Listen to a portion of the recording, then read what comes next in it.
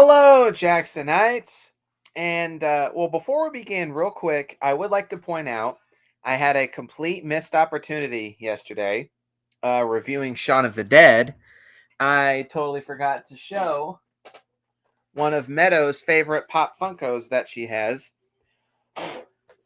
Need to clean this house. She owns the Funko Fusion Shaun, which was released, I think, last year to commemorate the 20th anniversary of Shaun of the Dead. Ooh, there's one for Hot Fuzz on here too. I have to get my hands on that one because Hot Fuzz is a good film as well. Yeah, just wanted to show this when she found out that I reviewed it yesterday, and she was like, "You didn't show this off." Have to rectify that, but have that right there. Alrighty, so jumping into the proper video. Welcome to the introduction of yet a new series that I'm introducing on my channel. Today, we will be doing the first episode of what I'm calling Super Franchise Retrospective. Now, what is this series exactly? Well, it's not going to be a very common series because I think a majority of films I can actually do individual reviews for. But Super Franchise Retrospective will be for movie series that individually for each of the films, I just don't have very much to say about them on a case by case basis. So I just feel like if I was to do individual reviews, that would be kind of pointless. And it'd also probably be kind of repetitive. The biggest example of something like this that would occur would be if I was to ever review the Friday the 13th franchise. Literally, I could say the exact same pros and cons about the first 6 or 7 films, and it would be so repetitive, so bland, so boring, honestly, to listen to. And not to mention, too, people have done individual reviews for the Friday the 13th franchise numerous times on YouTube, but the way that I review movies and my style of analyzation of film, I just don't think it works for certain franchises. Stuff like Friday the 13th franchise. And Scream, the Scream franchise, does fall into that category. And also, in hindsight, if I had thought of this idea back in the day, I would have reviewed the Phantasm franchise as an episode of Super Franchise Retrospective. Because looking back, me and Trev were definitely having some difficulties coming up with things to say about pretty much the majority of the Phantasm franchise. It's amazing that we managed to get an hour and a half long review out of Phantasm 2. But sorry. Uh so as a not really a cop out, but kind of a compromise, Super Franchise Retrospective will be for franchises that, as I said, individually for each installment of the franchise, I don't have a whole lot to say. But the collective franchise in one big package, I do have a fair bit to say about. Like another example could be the Saw series, or Friday the 13th, or maybe Nightmare on Elm Street, or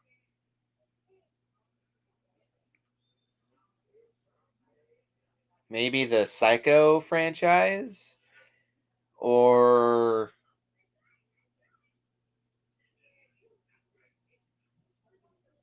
hmm. Oh, like the Terrifier series or the 28 Days series. Just like random stuff like that where, yeah, like I said, individually, like if I was to do a review of, say, 28 Days Later, I just wouldn't have a whole lot to say about that film by itself. but especially with a fourth 28 Days Later movie coming out early next year, I could like pump out reviews of all 4 films in one video and call it good. So, pardon if it seems like I'm a bit all over the place with this review, because it's a new series. It's something that I've been thinking about doing for a while, but this is the first attempt, so please give me some slack. But yes, today the first episode of Super Franchise Retrospective will be on the Scream franchise. Why the Scream franchise? Because some might be thinking, well, you kind of talked about them a fair bit in the ranking the 7 deadly slashers video, which, yes, that is true. I do give decent thoughts on the Scream series in that video, and why is Scream the first installment of this series?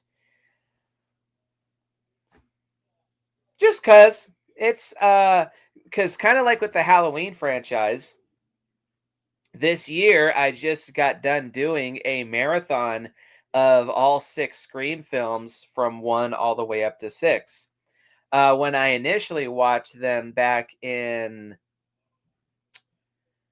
2023, I watched them heavily out of order. I watched Scream 5 because that was the newest one. And then I watched Scream 6. And then I watched the first 4. So this year I was just like, you know what? I had so much fun reviewing ranking the Halloween franchise and rewatching the Halloween franchise from beginning to end. How's about I start doing that to some of the other horror franchises? But I didn't want to review or watch the Friday the 13th series or the Nightmare on Elm Street series. I'm just not really feeling those. So what's something more simple and a little more palatable that I could do to kick off this series? And the first thing that came to mind was Scream. 6 films, and you get a fair bit of stuff to talk about. We will not be including the Scream TV series for a couple reasons. One is I have not seen it, but the main reason for that is it's kind of hard to find. I am aware that there is a 3-season Scream TV series that came out in 2015. It's not connected.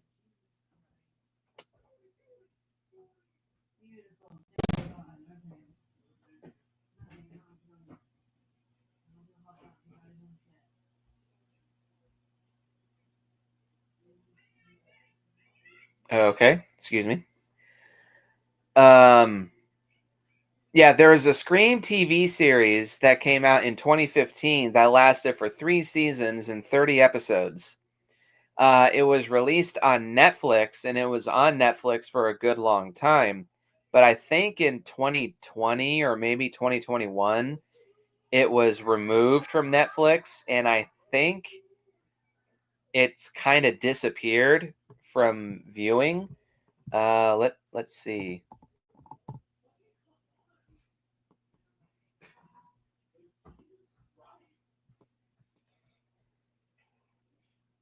Oh, it's on Apple TV and Vudu. But the first season was released on DVD, but I guess seasons 2 and 3 were not. And also for the first season of the show, they had a much different design for the ghost face mask. I think that was due to copyright issues, but I think at least season 2 had had the normal ghost face costume. But yeah, I haven't seen it, and it's really hard to find. The first season was released on DVD, but now it goes for hundreds of dollars, and it's only a 10-episode season. So no, thank you. So yeah, we'll not be talking about the Scream TV series.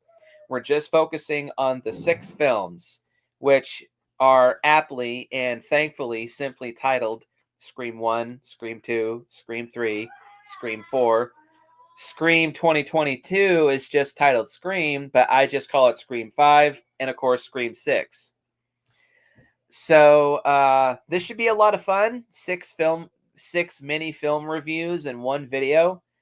Yeah, what's not to love? And so this will be kind of the cap of the spooky season videos for this year, because Halloween is on a Friday next year, and that's the only day that I really have free. But we'll be trick or treating, obviously. So, and it's fitting too that Scream 6 takes place on Halloween, so it is fitting that this will be the cap of the spooky season content for this year.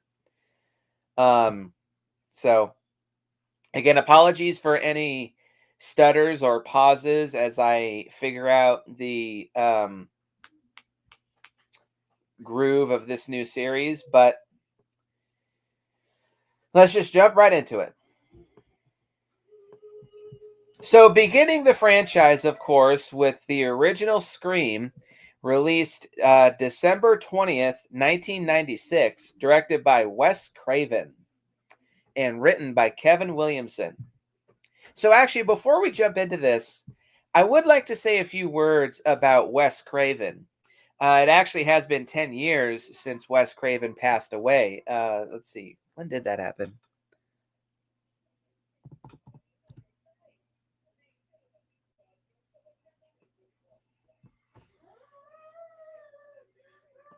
I think it was during the summer of 2015. Oh yeah, August 30th, 2015. Wes Craven passed away. He was 76 years old. Um, now, Jesus Christ, pardon Roman. Um, Now just to get this right off the bat, I would not consider Wes Craven to be one of my favorite film directors, and especially I would not consider him to be one of my favorite horror directors. No disrespect to the dead, and I know that there are a lot of Wes Craven fans out there. In some ways, I am a fan, but um, I haven't seen enough of Wes Craven's filmography to develop a really positive opinion on his style of filmmaking. But that is partially not his fault, because I find Wes Craven's output to be pretty hit or miss.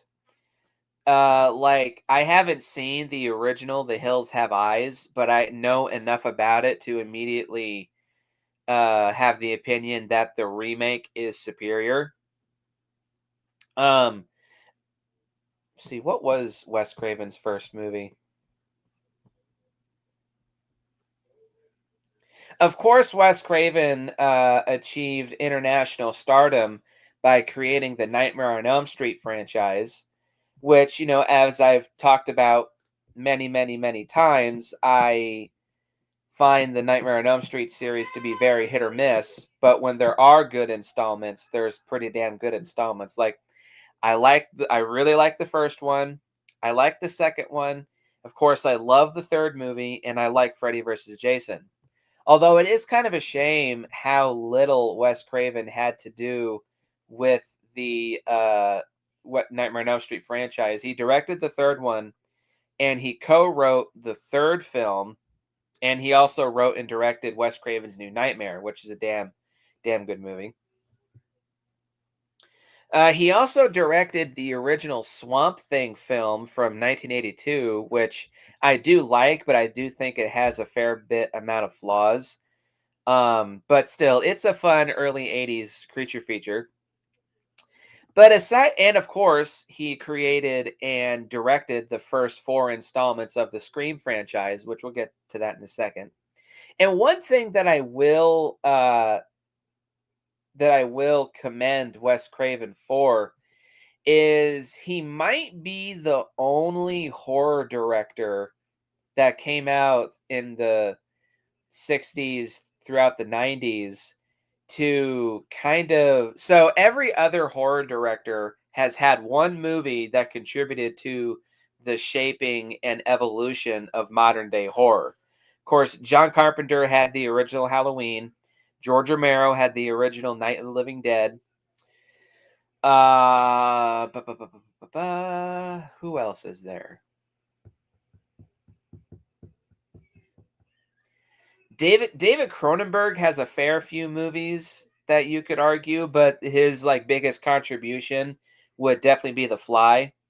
Uh, well, no, that's so. Let's see. Let me look up some horror directors.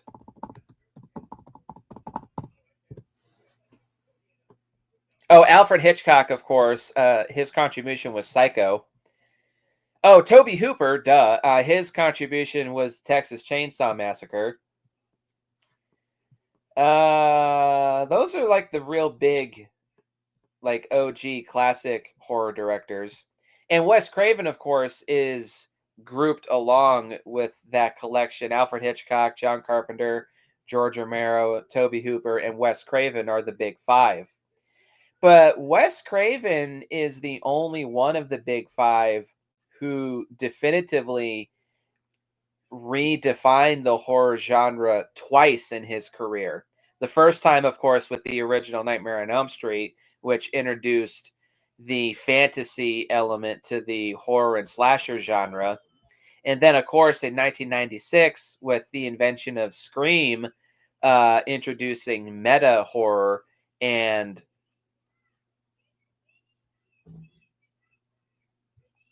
commentaries, maybe, or like criticisms slash parodies of current horror trends. So yeah, with the introduction of the meta slasher film, uh, there were some other films that had a lot of meta elements to them.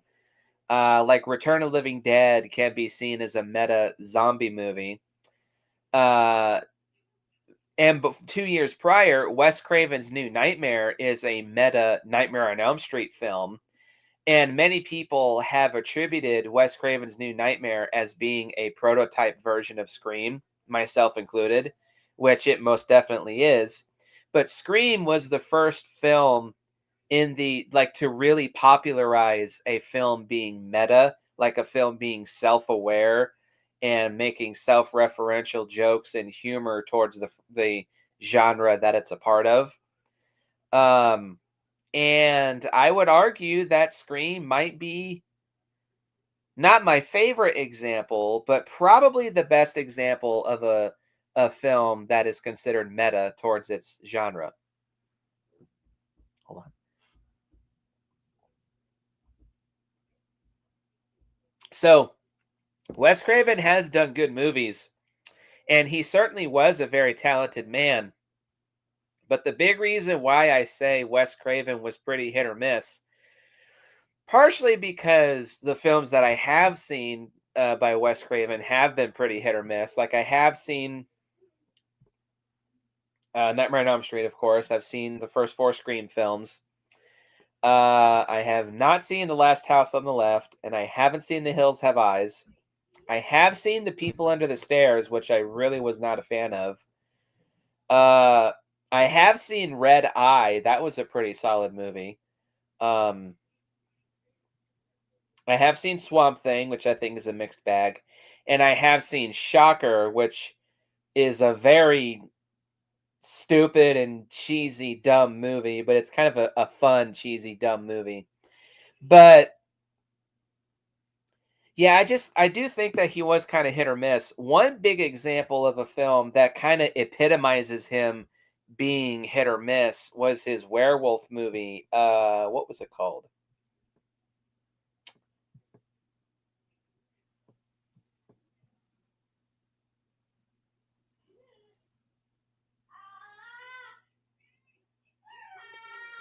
I think it was Cursed.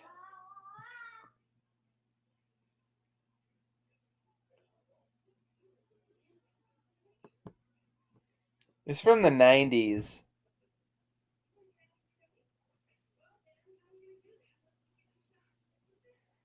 Deadly Friend looked like it was kind of a dumb fun movie, but I think that one had a similar issue.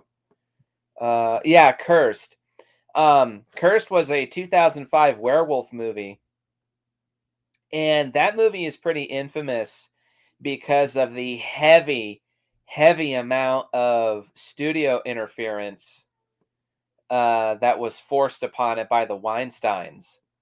According to one of the film's editors, only 16 minutes of the original cut of that movie made it into theaters I believe Wes Craven hired Rick Baker to do the werewolf practical effects for the film, but um,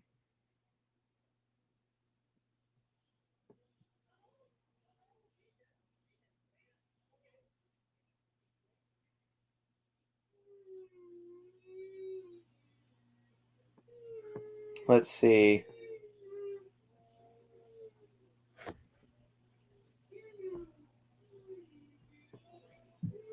I'm trying to find who did the effects.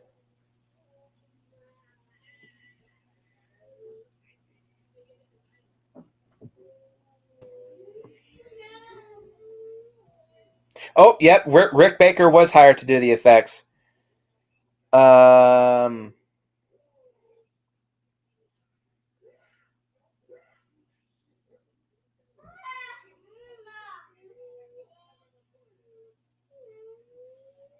oh, according to here, from the 90 minutes of new footage, or from the 90 minutes of the theatrical cut that exists, only 12 minutes of the original film's footage was utilized in the final film, and all of Rick Baker's special effects were either heavily altered or completely reshot and scrapped. Um, no, Ginger Snaps is not my favorite werewolf movie of all time. Get the fuck out of here with that shit. I've actually never seen Ginger Snaps, but I have no desire to do so. So, yeah, I'm not going to watch a compromised movie, and I'm not going to watch a film that is not even close to a shadow of its former self. So, that wasn't necessarily Wes Craven's fault because the Weinsteins just don't understand or don't like to take no for an answer. So, yeah, that's not really Wes Craven's fault, but yeah, because of that, I've just never really found Wes Craven to be a big favorite of mine. He had talent, but only when he was allowed to make movies exactly how he wanted to make them did Wes Craven really shine. But sadly, that was not as often as I'm sure he would have liked it to be and as I would have liked it to be. So, yeah, not to disrespect the dead. Wes Craven was a good film director and he did make some good movies. I just think he never really had the opportunity to achieve his fullest potential. He got close a few times, but still. But at least the Scream series did turn out to be much more consistent in quality than the Nightmare on Elm Street series. Although I'm sure if Wes Craven was more involved with the Nightmare on Elm Street series, particularly on 4, 5, and 6, maybe the Freddy series could have been more consistent. But so jumping into the Scream series with the first film released December 10th, 1996. Scream is an American slasher film that stars David Arquette, Nev Campbell, Courtney Cox, Matthew Lillard, Rose McGowan, Ski Ulrich, and Drew Barrymore for like 10 minutes. Set in the fictional town of Woodsboro, California, which I feel like might be a nod to Haddonfield, Illinois in the Halloween series. The plot follows high school student Sydney Prescott, played by Nev Campbell, and her friends, who on the anniversary of her mother's murder become the targets of a costumed serial killer. To get into a little bit of the backstory, Kevin Williamson, whom was struggling to get a lot of his projects off the ground, was inspired by reports of a series of murders by the Gainesville Ripper, Danny Harold Rawling, who murdered 5 college students in Gainesville, Florida, over 4 days in August of 1990. Kevin Williamson wrote a screenplay that satirized the cliches of the slasher genre popularized in films such as Halloween, Friday the 13th, and Wes Craven's own A Nightmare on Elm Street.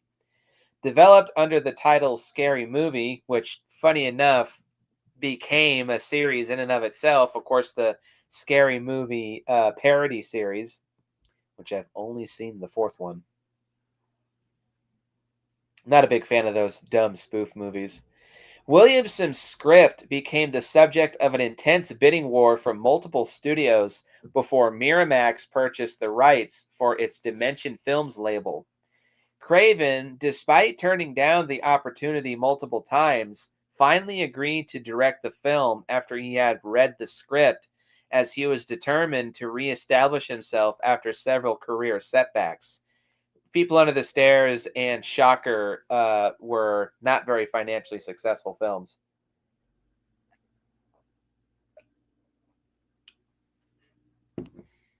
The involvement of Drew Barrymore and Courtney Cox. Drew Barrymore was an up and coming returning star after getting over her drug issues. And of course, Courtney Cox was riding the highs of success with the show Friends, uh, helped secure more support from the studio. Released December 20th, Scream was not expected to perform well due to concerns over releasing a slasher film in a time normally reserved for holiday entertainment. And also at the time, the slasher genre was worn out and almost on its way out the door because of the huge flops of films like Halloween, The Curse of Michael Myers, Hellraiser Bloodlines, Alien 3, and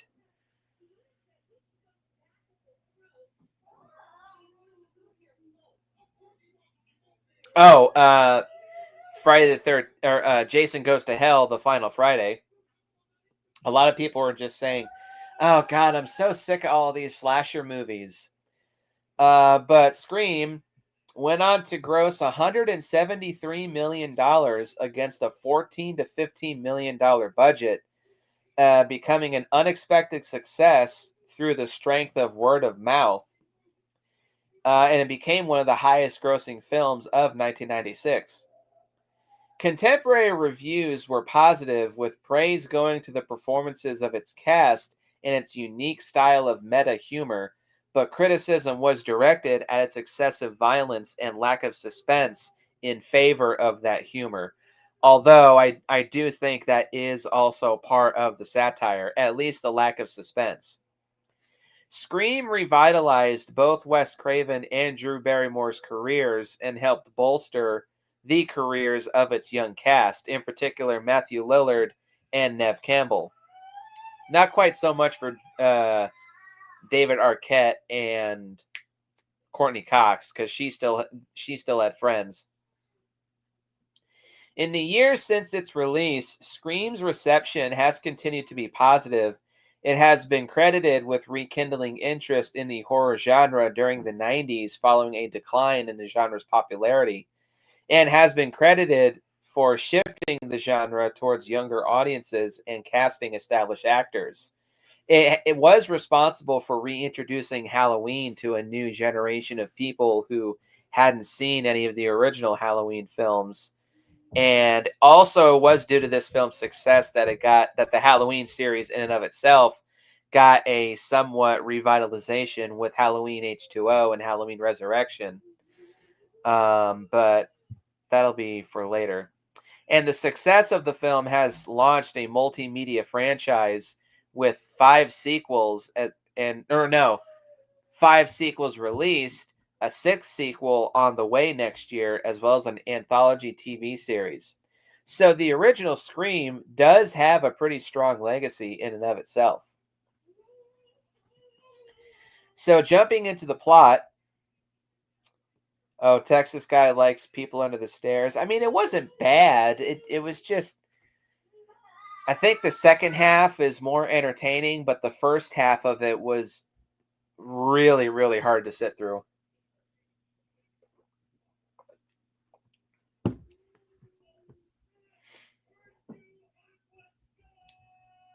Pardon Roman in the background. So, jumping into the plot of the original Scream,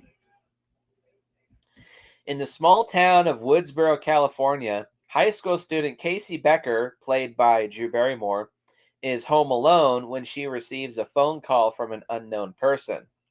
They discuss horror films until the caller turns sadistic, threatening her life and revealing that her boyfriend, Stephen Orth, is tied up on her patio. The caller demands she answer questions about horror films to save his life, but Casey gives an incorrect answer about Friday the 13th, resulting in Steve's death. Casey attempts to escape, but is stabbed to death by someone wearing a Ghostface costume. This costume was released prior to the events of this movie, and was a fairly popular Halloween costume. But this movie kind of did to this costume what Halloween did for William Shatner masks. And her disemboweled corpse is found hanging from a tree by her parents. The next morning, the news media descend on the town as a police investigation ensues. Casey's classmate, Sidney Prescott, played by Neve Campbell, struggles with the impending first anniversary of the rape and murder of her mother, Maureen, by Cotton Weary, played by an extremely young Liev Schreiber. The trauma has made her unable to consummate her relationship with her boyfriend, Billy Loomis, wink wink, played by Skeet Ulrich. As her father, Neil, is traveling for work, Sydney waits at home for her best friend, Tatum Riley, played by a young Rose McGowan. She receives a call taunting her about Maureen's death and is attacked by Ghostface, who disappears just before Billy climbs through her window. Sydney immediately grows suspicious when he drops the cell phone, and Billy is arrested by Deputy Sheriff Dewey Riley, played by David Arquette, the brother of Patricia Arquette, Tatum's brother. Outside the police station, Sydney gets into a physical altercation with investigative journalist Gail Weathers, played by Courtney Cox. Gail had written a book claiming that Maureen had multiple extramarital affairs, including one with Cotton, whom Gail believes was falsely accused of Maureen's homicide. Sydney stays at Tatum's home, but receives another taunting call from the killer. The calls are traced to Neil's phone, but the police are unable to locate him. Following his release, Billy encounters Sydney at school and further upsets her by comparing his absent mother to Maureen's death. After suspending classes in the wake of the murders, Principal Himbry is killed in his office. To celebrate the school's closure, Stool Maker, played by a very young Matthew Lillard, Tatum's boyfriend, hosts a party at his secluded home. Dewey and Gail keep watch on the party in case the killer strikes again. Tatum is isolated in the garage by Ghostface, who crushes her neck in the garage door. This kill, by the way, would not even remotely happen. A garage door is not designed to lift like a 130-pound girl. At most, maybe 30 pounds. But yeah, this would not happen. But this has been talked about many times. As fellow high schooler Randy Meeks, played by Jamie Kennedy, Tremors 5, details the rules of surviving a horror film. You can never have sex. Never say, "I'll be right back," because you won't be back. Never answer the phone. News arrives of Himbry's murder. Most partygoers leave to see his body, nearly running over Dewey and Gail while inadvertently leading them to Neil's hidden car. Billy arrives at the house to reconcile with Sydney, and they eventually do the deed. Afterwards, they are attacked by Ghostface, and Billy is stabbed. Sydney evades Ghostface, who kills Gail's cameraman Kenny and stabs Dewey when he returns. Gail, attempting to flee in her van, crashes and is knocked unconscious. Sydney seeks refuge inside the house, locking Stu and Randy outside as they accuse each other of being the killer. A seemingly wounded Billy emerges and follows Randy inside before shooting him in the shoulder, revealing himself as the killer and Stu as his accomplice. Billy confesses they killed Maureen because the discovery of her affair with his father led to his mother's abandonment. The pair abducted Neil to frame him for their crimes and proceed to stab each other to depict themselves as the last survivors. However, they are distracted by Gail's return, allowing Sydney to incapacitate Billy and kill Stu by dropping a television set on his head. Damn. Billy nearly stabs Sydney, but is shot by Gail. After Randy remarks that horror film killers revive for a final scare, Billy lunges for them, but Sydney shoots him in the head, killing him. As dawn breaks, Neil is rescued, Dewey is taken away by ambulance, and Gail provides an impromptu news report about the night's events. So this plot is pretty classic, and I would say that the original Scream movie is a pretty classic film.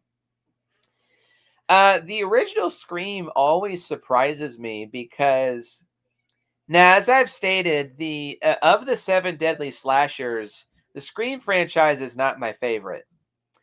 But now that I have binged all 6 films from beginning to end, I would say that it might now be my 3rd favorite.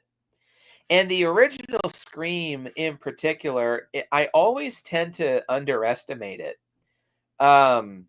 Every time I watch it, I keep having to be reminded that, okay, yeah, the original Scream actually is a good movie and is a very well-made, enjoyable, and entertaining film, which, yeah, it is.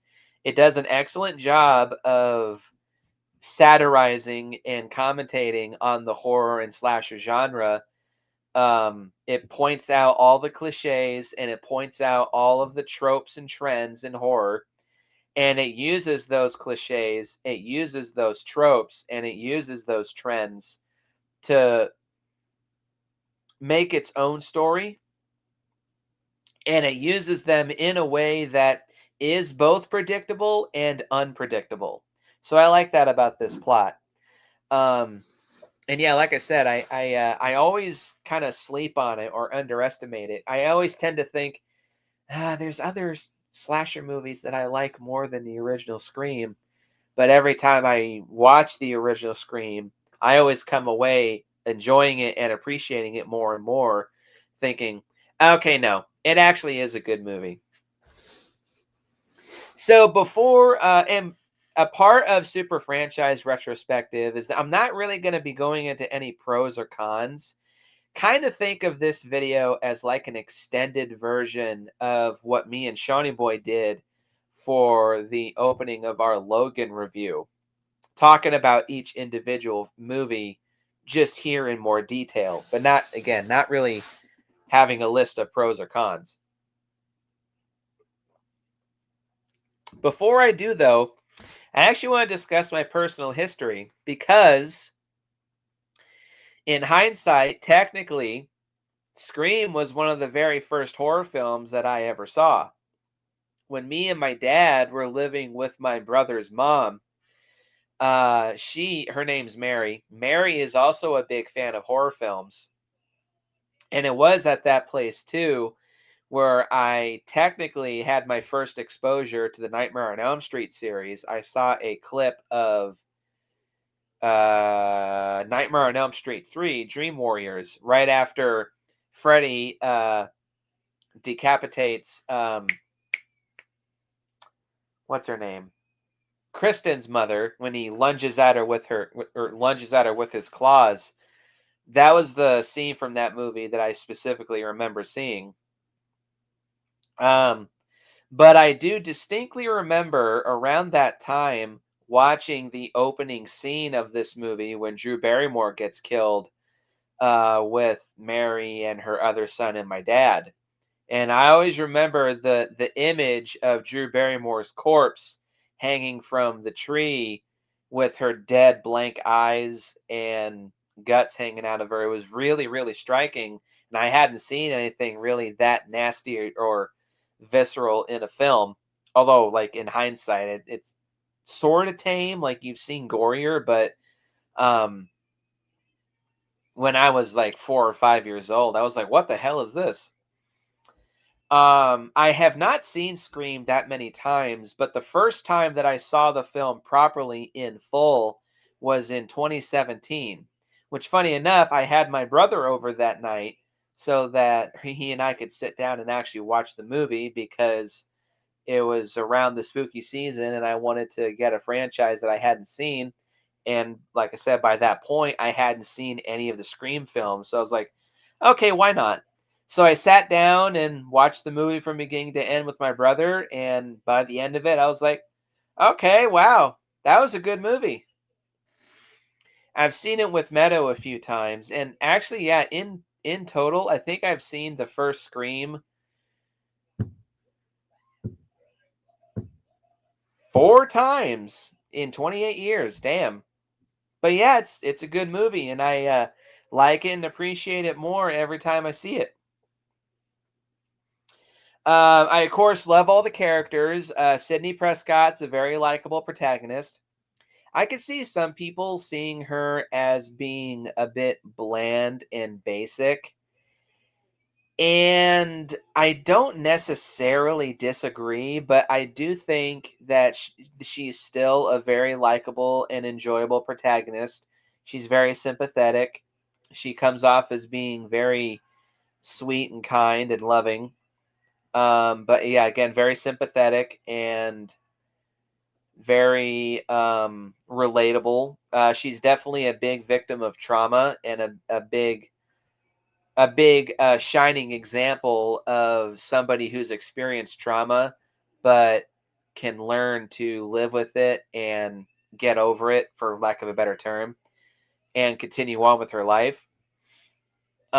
She's also strong and resourceful and is just a very likable protagonist.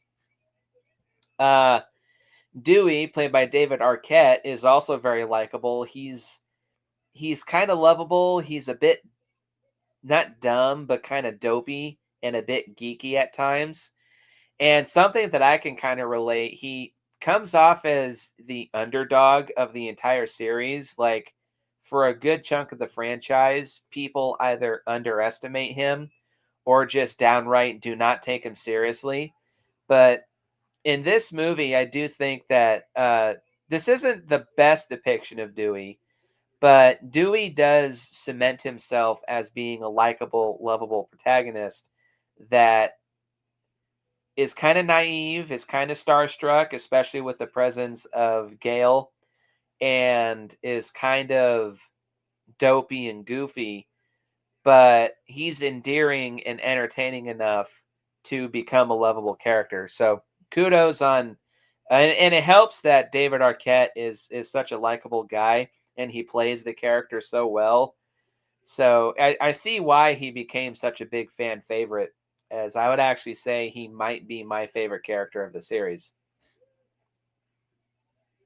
Um, Obviously, the big highlight of this entire movie is the meta humor and meta commentary. How this movie commentates and pokes fun and makes fun of slasher and horror trends and horror tropes and cliches is really, it's both really funny, but it's also really entertaining and captivating. Like, as a horror fan and as a slasher fan, this feels like a movie that was made by horror fans and by slasher fans, for horror fans and for slasher fans. Like, you can feel the passion, you can feel the drive, you can feel the enthusiasm, and it's fun as a horror fan to sit back and listen and watch and read all of the references, nods, and Easter eggs to classic horror films, specifically classic slasher films, sprinkled all throughout this movie. Like, they show a lot of Halloween on TV throughout the film. Um,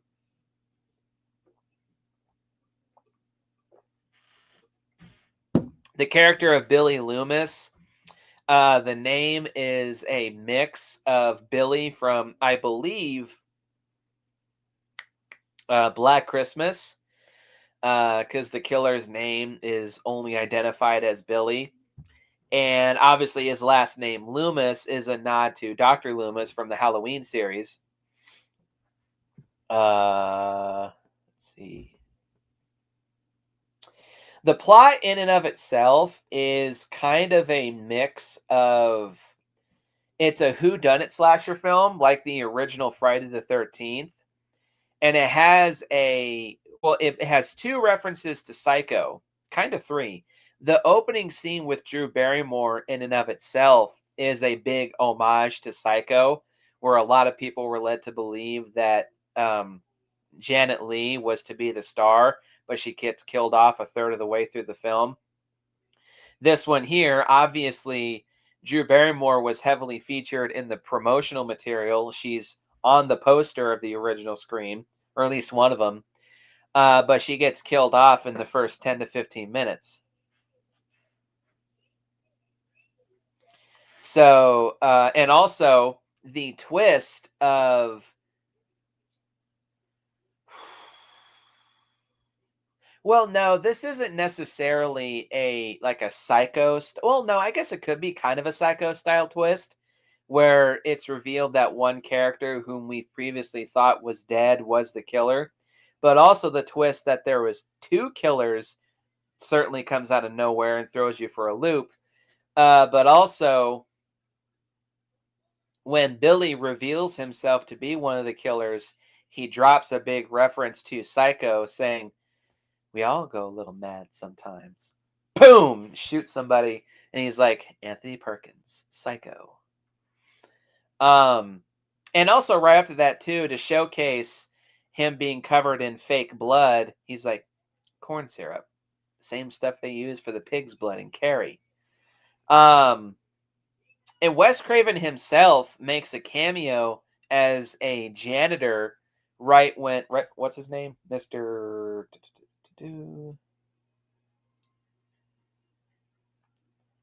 Right before Principal Hembry gets killed, um, he's like, "Who the hell is that?" And the janitor looks up at him and says, "Who are you talking to?"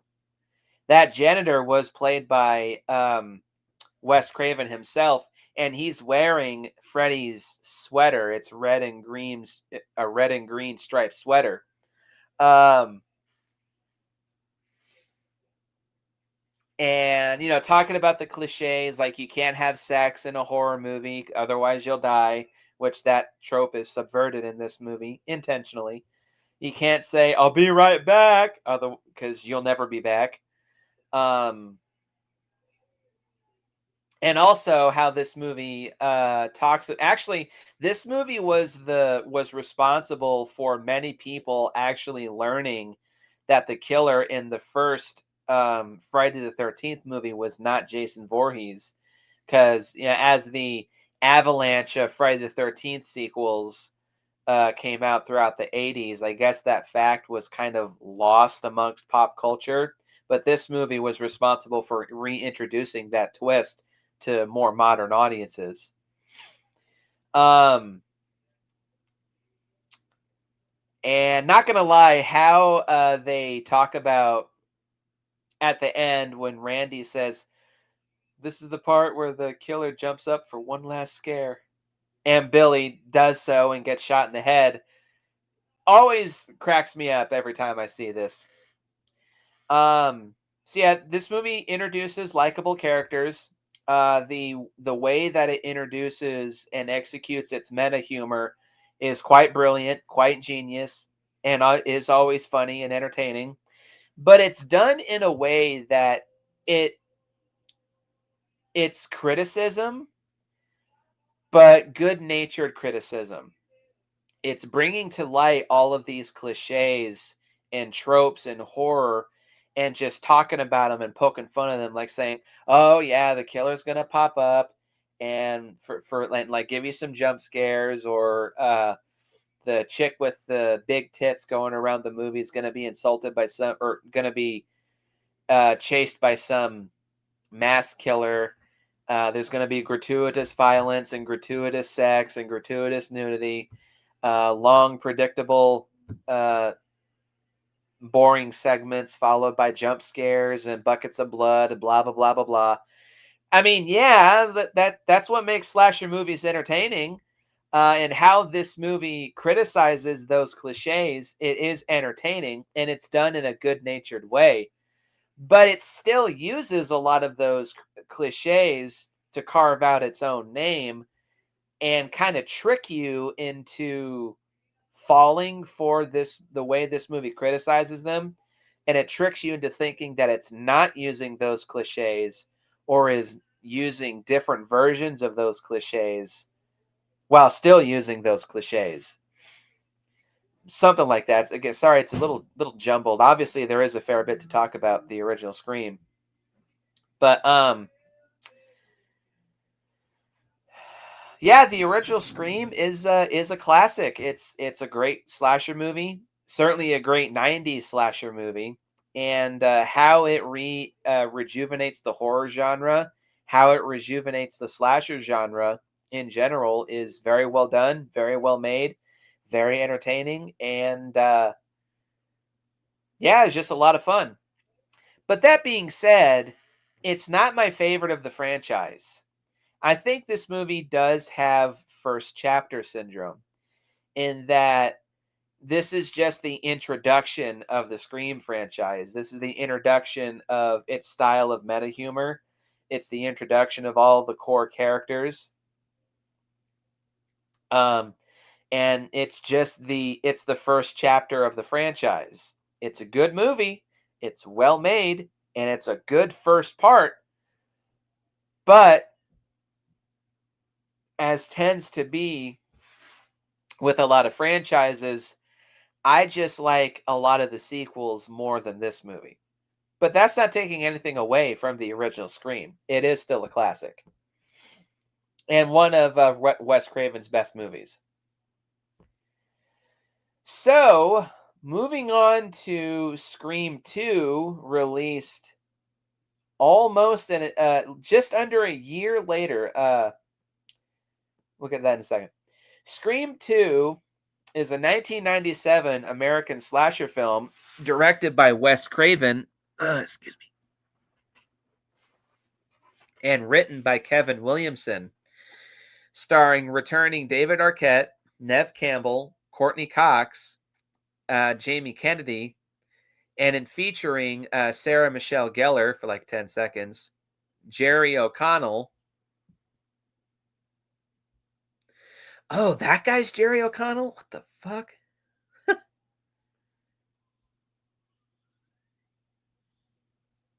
Hold on one second. I gotta. Ow! Ooh, check on Roman.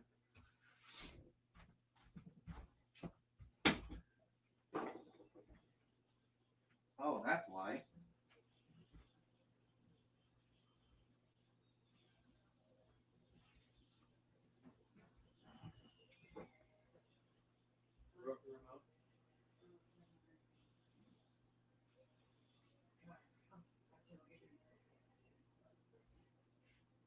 Did you open his window? Yes. Oh, okay.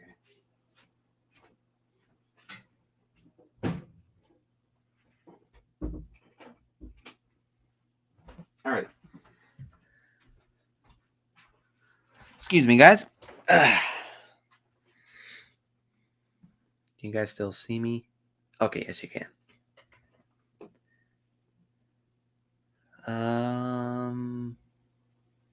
It also has Jada Pinkett Smith in it for like 2 minutes, and a returning Liev Schreiber.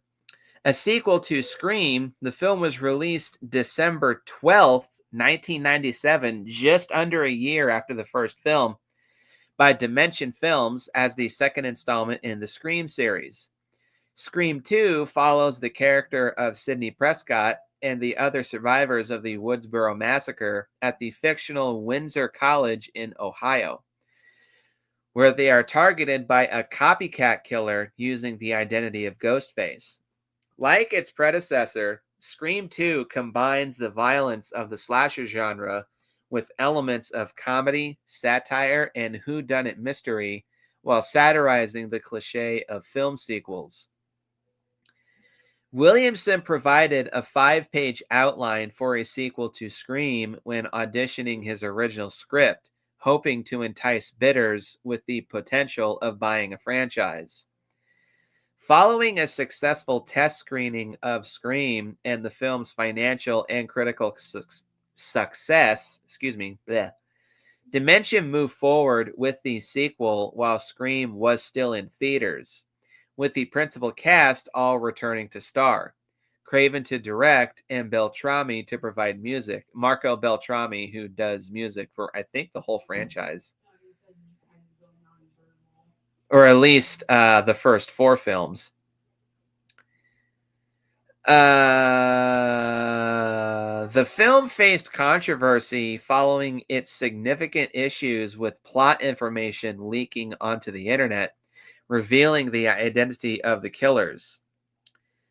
Combined with the film's rushed schedule, the script was rewritten often. Pages were sometimes completed on the day of filming. Despite these issues, Scream earned $172 million at its box office, only $683,000 less than the first film, and received positive reviews from critics.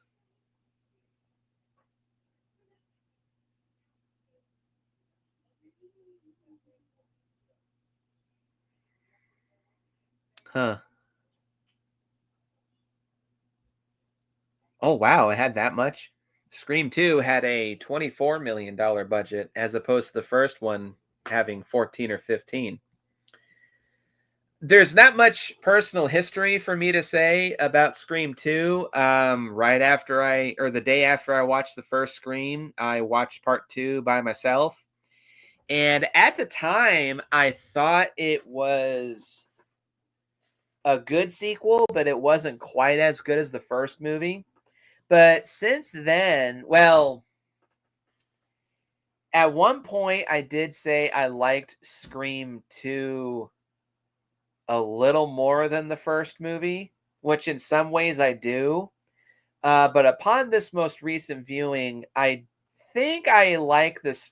I think I like Scream 2 just as much as the first movie. It does have a couple issues that don't really hold it back, but they kind of show their ugly head and just kind of tarnish it a little bit. But I do think that this is a very worthy follow up and a very good companion piece to the original Scream.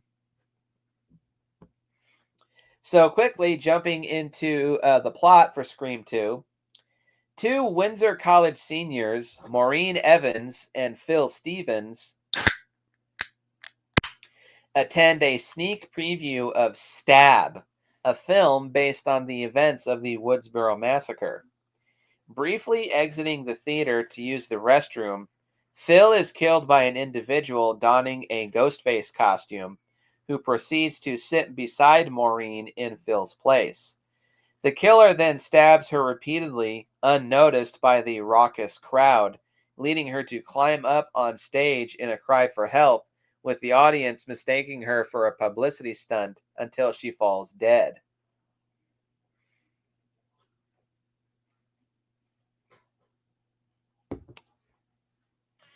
The news media, including local journalist Debbie Salt, played by Sheldon Cooper's mother,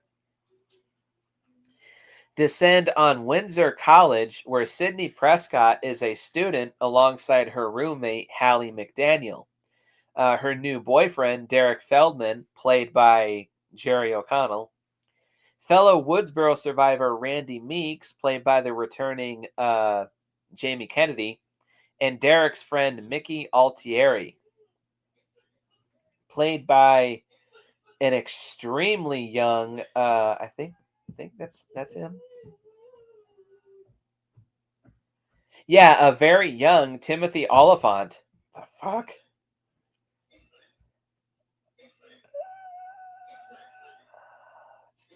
Two other Woodsboro survivors arrive. Police Deputy Dewey Riley to offer Sydney protection, and reporter Gail Weathers to cover the incident. Gail and her new cameraman, Joel Jones, unsuccessfully try to stage a confrontation between Sydney and Cotton Weary, who is attempting to gain fame from his exoneration for the rape and murder of Sydney's mother, Maureen. That evening, Sydney and Hallie attend a party at the sorority house Delta Lambda Zeta. At Omega Beta Zeta, another nearby sorority house, Ghostface murders student Cece Cooper, played by Sarah Michelle Gellar, I believe at the height of her Buffy the Vampire Slayer fame. When did that show start?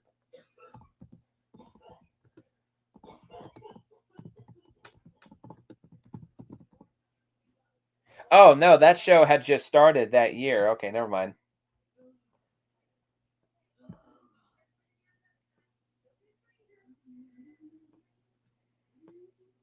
Oh, yeah, literally, not even, well, no, let's see. 9 months prior, that show had started. Although I do believe that the first season had recently just concluded. Let's see.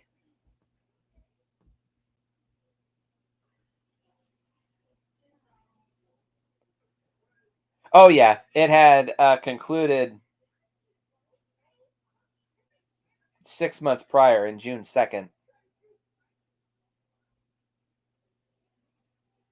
Although the second season had started in September of 1997. So yeah, Sarah Michelle was totally in Buffy mode by this point. That's probably why she's only in this movie for like 10 minutes. After the partygoers leave to observe Cece's crime scene, Ghostface enters Delta Lambda Zeta and attacks Sydney. Ghostface injures Derek, but flees when the police arrive. Later, after realizing that Cece is a diminutive for Casey, Gale theorizes that the new Ghostface is targeting students with the same names or similar names as the Woodsboro murder victims. Randy theorizes that the killer is likely someone Sydney knows and is patterning the homicides after a movie sequel.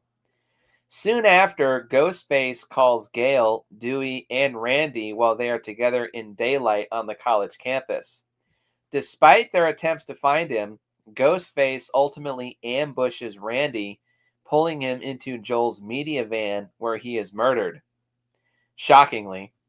Shortly after, usually the funny guy never gets killed.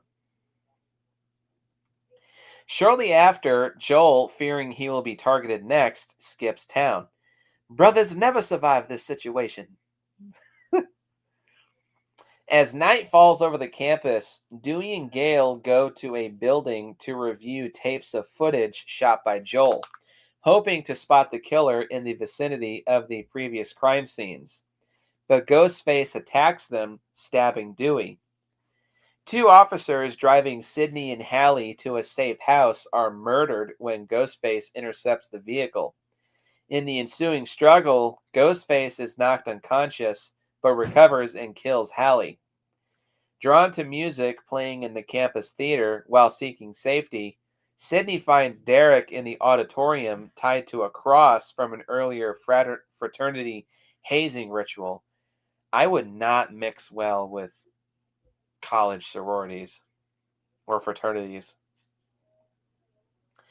Ghostface arrives, revealing himself as Mickey, and shoots Derek, killing him. Mickey divulges his intent to kill Sydney and allow his arrest in an effort to blame movie violence for the murders and become famous from the oncoming trial. Debbie arrives, holding Gale at gunpoint, and is revealed to be Mickey's accomplice, whom Sydney recognizes as Nancy Loomis, the mother of Woodsboro killer Billy. Nancy probably being a reference to Nancy Thompson from the Nightmare on Elm Street series. The mother of Woodsboro killer Billy. Nancy betrays Mickey and shoots him, affirming that she only used Mickey to frame him for their killing spree. Mickey fires his gun before collapsing, wounding Gale, who falls off stage. Nancy discloses she is seeking revenge against Sydney for killing Billy and that she murdered Randy in Joel's news van for slandering her son's name during their phone call. However, Sydney points out the hypocrisy of Nancy's motives, considering that her abandonment fueled Billy's psychotic tendencies. So maybe that's like a vague psycho reference.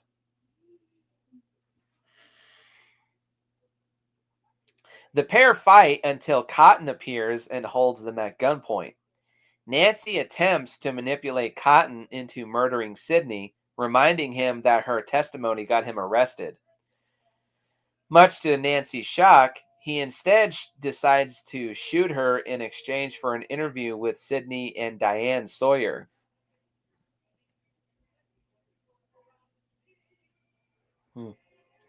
As Sidney, Cotton, and a recovered Gale glance over Nancy's body, Mickey suddenly resurfaces but is shot to death by Gale and Sidney. Sidney then shoots Nancy in the head to ensure her death. They always come back. Boom! Gotta shoot him in the head. When the police arrive, Dewey is revealed to be alive, and Gale climbs into the ambulance with him rather than taking the opportunity to report to the returning Joel.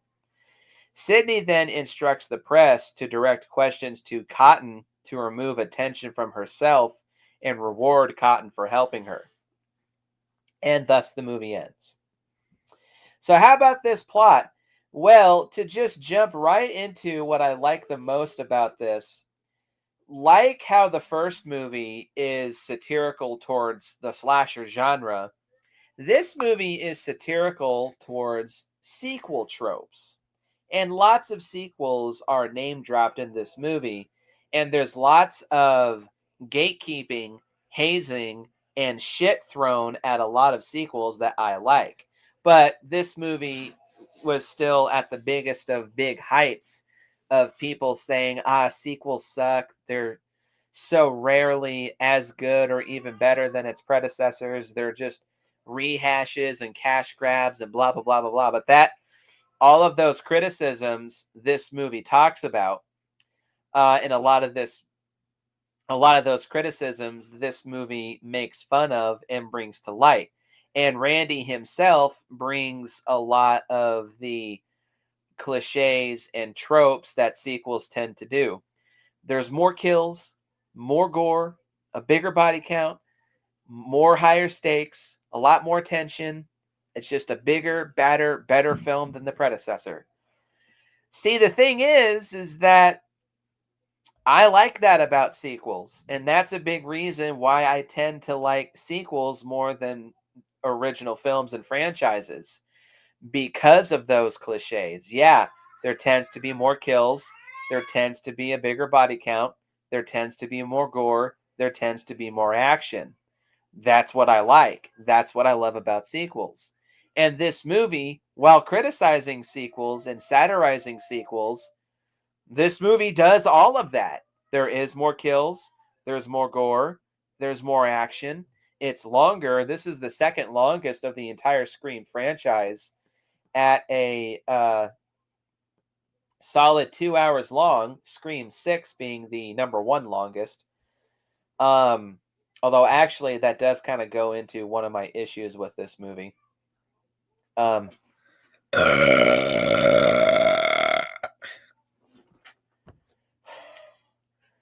Excuse me. Just ate before I did this.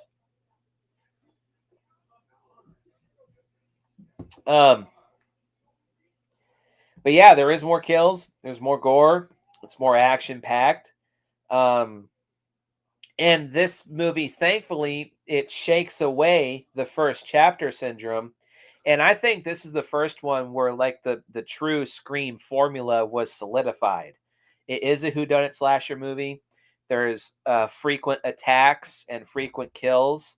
There's frequent investigations. And by the end of the movie, the two killers show their hands and show their faces, and a big action-packed final standoff is shown, and the movie ends with all the characters surviving. This is where the Scream formula was solidified, and with a couple exceptions, every single movie after this would not really copy. Well, no, it would copy this formula. And yeah, I dig it. This movie, I would say, is as entertaining as the first movie.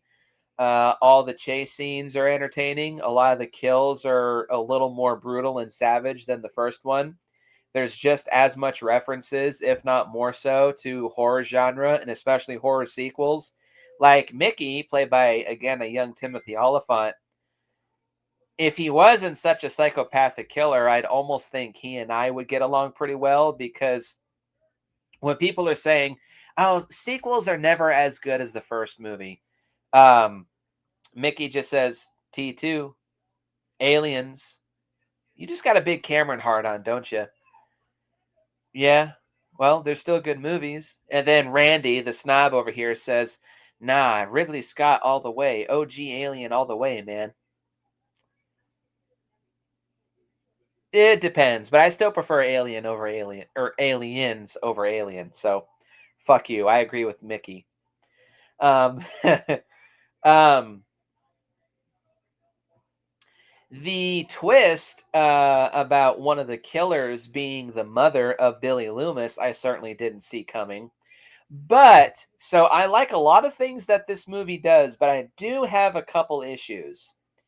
One is that it's very obviously a quickie sequel. The fact that this movie came out just under a year after the first Scream, it does show. The movie does kind of feel rushed at points, and it one thing that this movie also does criticize is that a lot of movies, or a lot of sequels, tend to be rehashes or copycats of their predecessors.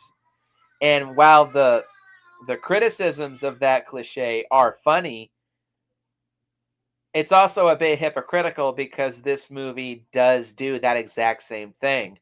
It does copy a lot of the same shit that was done in the first film, just on a bigger scale. But I mean, an inciting incident with a really famous up and coming celebrity getting killed off in the first 10 minutes.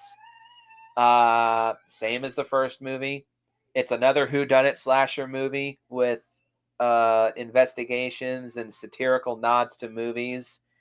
And oh, this movie has two up and coming celebrities that get killed off in the first act with Sarah Michelle Gellar, but still. Um, and there's two killers again, one of which having ties to the original killer from the first film. And yeah, just overall, this movie does copy and paste a lot of the same plot points from the first movie, just beefed up to a bigger level, which I appreciate that they are beefed up to a bigger level. And while this isn't necessarily a big issue, but I definitely would say Scream 2 is one of the biggest examples of the copycat sequel. Like, it's fitting because that's what this movie is satirizing, but I still see it for what it is. But also, too, I do think Neve Campbell's performance as Sydney is not quite as good as the first film.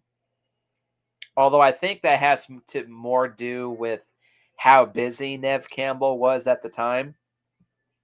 Because Neve Campbell had just started doing the show Party of Five, and while she was shooting Scream 2, apparently she was doing both Party of Five and Scream 2 at the same time, and working on two separate projects on very little to no sleep. So her resources were spread pretty damn thin. But still, at times she looks like extremely worn out and extremely like tired and sleepy, and it kind of just sort of kind of sticks out like a sore thumb at times. And sadly, Scream 2 like starts the trend of most of the villains in the Scream franchise not really being all that memorable. Like, kind of like with the first movie, I always keep forgetting that Matthew Lillard is in that movie. I always remember Skeet Ulrich, and I remember Billy Loomis, partially because he hella looks like a young Johnny Depp. But like, he's one of the big OG villains. But I always forget that Timothy Oliphant is in this. And his inclusion as the second killer, as like a fame chaser, well, actually, this would be kind of a recurring thing throughout the Scream franchise too. But he's definitely the way less interesting villain of the two. Nancy Loomis is more memorable than Billy. And I think they honestly should have just done a subversion of tropes and just had one killer in this movie, because I think Nancy, just in and of herself, as the mother of the OG killer from the first film, is memorable enough in and of herself. But also how what's her name? How Sydney points out the hypocrisy is like a nice nod to like how often, or not really how often, but like how often killers are abandoned by parents in horror movies. That could have been a little bit of a missed opportunity. But the biggest issue that I do have with Scream 2 is, aside from it feeling rushed, I do think there are some unnecessary filler scenes. Namely, there's like a 5 to almost 10 minute sequence, because Sydney is in a theater class for her college, and there's this big extended sequence where she, along with the rest of her class in this theater group, are enacting some kind of Greek tragic play, and it is totally unnecessary and isolated away from the rest of the film, and goes on for way too long, and brings the pace of this movie to a screeching halt. So actually, so the first Scream film is an hour and 50 minutes. I think you could have snipped about 10 minutes out of this movie and have it be on par with the first movie. And that in and of itself is why I do think actually Scream 2 is on par with the first film.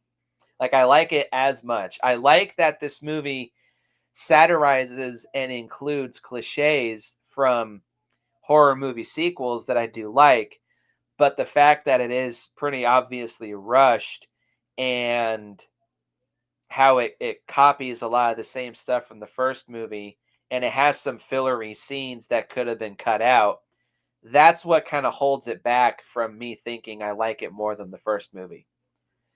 But still, I do think Scream 2 is a very solid sequel.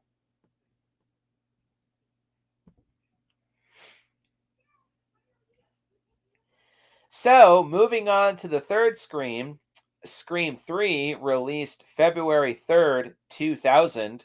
Wow, 25th anniversary of Scream 3. Excuse me.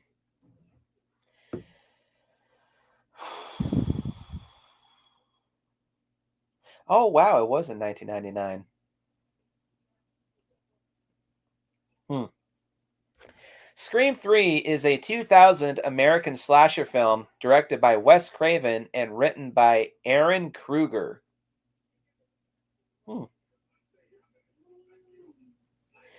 Starring the returning cast from the first movie, as well as Parker Posey, Patrick Dempsey, Scott Foley, Lance Henriksen, Matt Kieslar, and Jenny McCarthy, amongst a couple other people.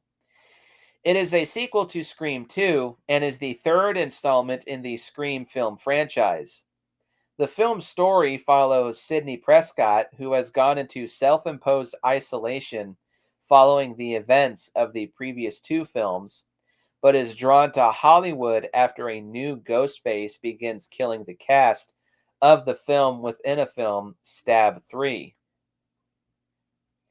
Scream 3 combines the violence of the slasher genre and with comedy and whodunit mystery, while satirizing the cliche of film trilogies, as well as a lot of in-jokes towards how Hollywood makes movies. Unlike the previous Scream films, there was an increased emphasis on comedic elements in this installment.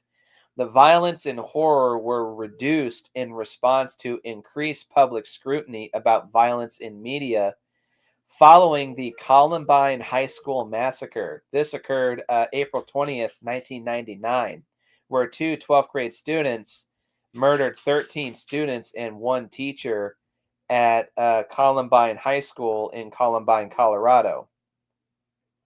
Ouch. Scream screenwriter Kevin Williamson. Oh, I already talked about this. Williamson's commitments to other projects meant that he was unable to develop a complete script for Scream 3, so writing duties were undertaken by Kruger, who discarded many of Williamson's notes. Craven and Marco Beltrami returned to direct and score the film, respectively. Production was troubled, including script rewrites, occasions when pages were only ready on the day of filming, and scheduling difficulties with the main cast. Really? This again? Scream 3 premiered for February 3rd, 2000 in Westwood, Los Angeles, and was theatrically released the following day, grossing $161.8 million worldwide on a budget of $40 million. The film received mixed reviews, but has been reappraised in recent years in the wake of the Me Too movement. Scream was originally intended to be the final installment of the series until the franchise was revived with a sequel, Scream 4, released April 15th, 2011, one day before my birthday.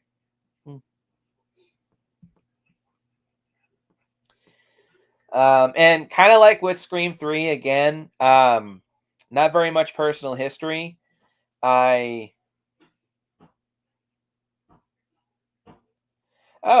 Matthew III. Scream 3 is my most favorite Scream other than Scream 2. Well, like-minded individuals, as I've stated before, Scream 3 is my favorite of the Scream franchise. This tends to be a pretty unpopular opinion, as many people consider this to be either this or Scream 5 to be the weakest installment of the Scream franchise. I very strongly disagree with Scream 3. I do have one major issue with Scream 3, but overall, not much to say for personal history. I watched Scream 3 the day after I watched Scream 2, again by myself. And already, right off the bat, by the end of this movie, I was thinking, wow, I actually really dug this one. And I'd already shopped around beforehand and noticed that Scream 3 didn't really have the strongest reception. With the exception of one, Eric Harrison from the Death Twitch Horror Review stated that he didn't say it was his favorite, but he did think that it was the most underrated Scream film of the entire series. And at the time, he was in film school, so he noted how he understood and he agreed and related to a lot of the jokes that this movie makes towards the satirization of Hollywood in and of itself. And now that I'd actually seen the movie, I could totally see why, and I could totally see what he was talking about.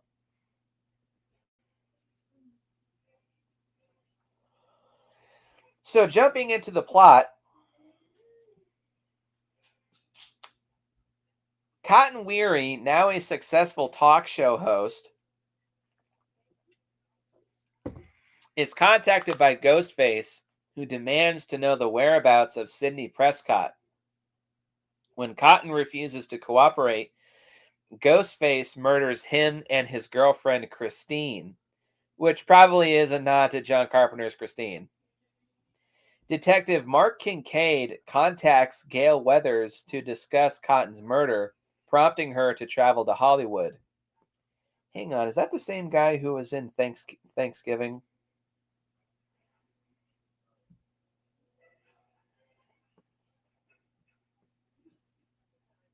Oh, yes, he was. Huh, how about that? I thought he looked familiar. Hmm.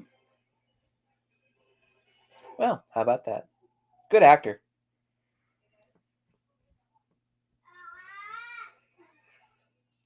Yeah, Mark Kincaid contacts Gail Weathers to discuss Cotton's murder, prompting her to travel to Hollywood. She finds Dewey Riley working as an advisor on the set of Stab 3 Return to Woodsboro, the third film in the series based on the Ghostface murders. Ghostface kills Stab 3 actress Sarah Darling, halting the film's production to the frustration of director Roman Bridger. Roman, eh? Hmm. The remaining cast, along with Dewey and Gale, gather at the home of Jennifer Jolie, the actress playing Gale in Stab 3. Ghostface stabs Jennifer's bodyguard Stone to death and causes a gas explosion, killing co-star Tom Prince. I think that's how you say it. Elsewhere, Sydney is living in seclusion under an alias, fearing another killer may strike, and works as a crisis counselor for an abused women's hotline. Having uncovered her location, the killer begins taunting Sydney using a voice changer to sound like her deceased mother, Maureen. Sydney travels to Hollywood, realizing she is no longer safe. Gail and Jennifer learn that Maureen briefly worked as an actress in the late 70s under the stage name Rena Reynolds and had been raped at a party held by Stab 3 producer John Milton, played by Lance Henriksen. Martha Meeks, the sister of Sydney's murdered friend Randy, visits Sydney and the others to deliver a videotape that Randy made before his death. This is the funniest scene of the entire franchise. Randy posthumously warns them the rules of a horror film do not apply in the third film of a trilogy and that any of them could die. Sydney is later attacked by Ghostface on the Stab 3 set, forcing the police to hold her for protection. So I want to get into this real quick. How Randy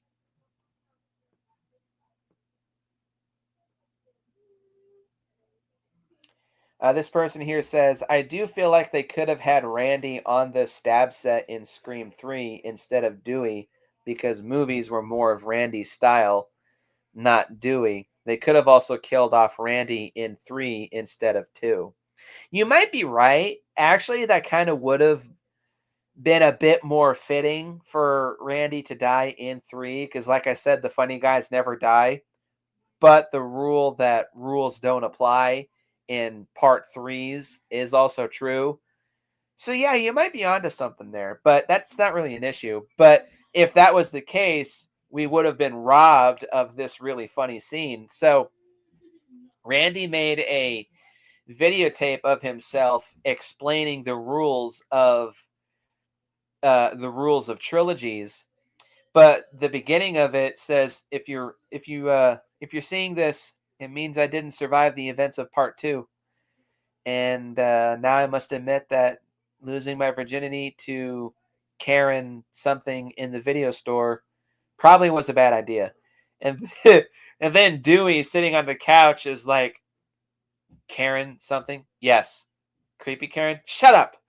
Okay, we're putting videos away in the porno section of the video store and shit happens, okay? Like every time I see that, it just cracks me up like crazy. And it's just such a perfect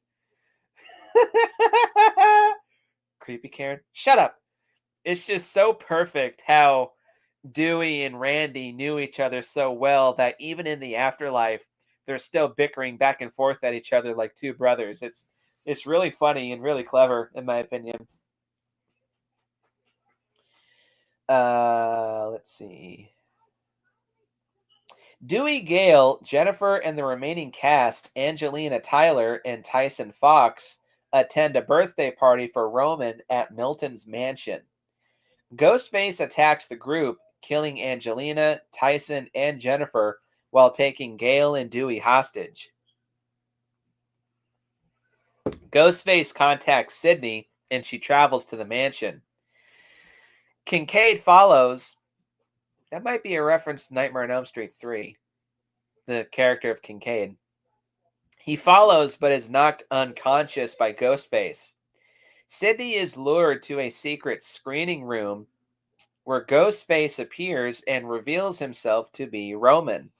This is the only film in the entire Scream franchise where there's only one killer. That is actually one reason why I think this is my favorite. Or that is one reason why this is my favorite, I think. Roman explains that he is Sydney's half brother and the product of Maureen's sexual assault. 4 years prior, he tracked Maureen down only for her to reject him. Roman began stalking her and filming the men that she philandered with. He showed Billy Loomis footage of his father with Maureen, setting off the string of murders in Woodsboro. When he discovered the fame Sydney attracted due to those events, Roman snapped and lured her out of hiding, planning to kill her and frame her for his murders. After Roman reveals a bound Milton and slits his throat, Sydney furiously denounces his explanation as nothing more than deflection to hide his selfish motivations. Roman suffers a mental breakdown and attacks, and after a ferocious fight, yes indeed, this might be the gnarliest fight that Sydney has with a killer in the series. Sydney ultimately outsmarts Roman and repeatedly stabs him. As Dewey and Gale arrive, Roman rises and tries to attack once more, but is finally killed when Dewey shoots him in the head. Later, at Sydney's house, Dewey proposes to Gale, who accepts.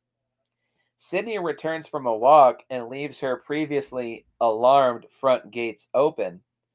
As she joins Gale, Dewey, and Kincaid to watch a movie, a wind blows her front door open, but she ignores it as a sign to symbolize that Sydney is trying to not let the events of her past haunt her any longer, which I think is pretty well done. So I do see why this movie is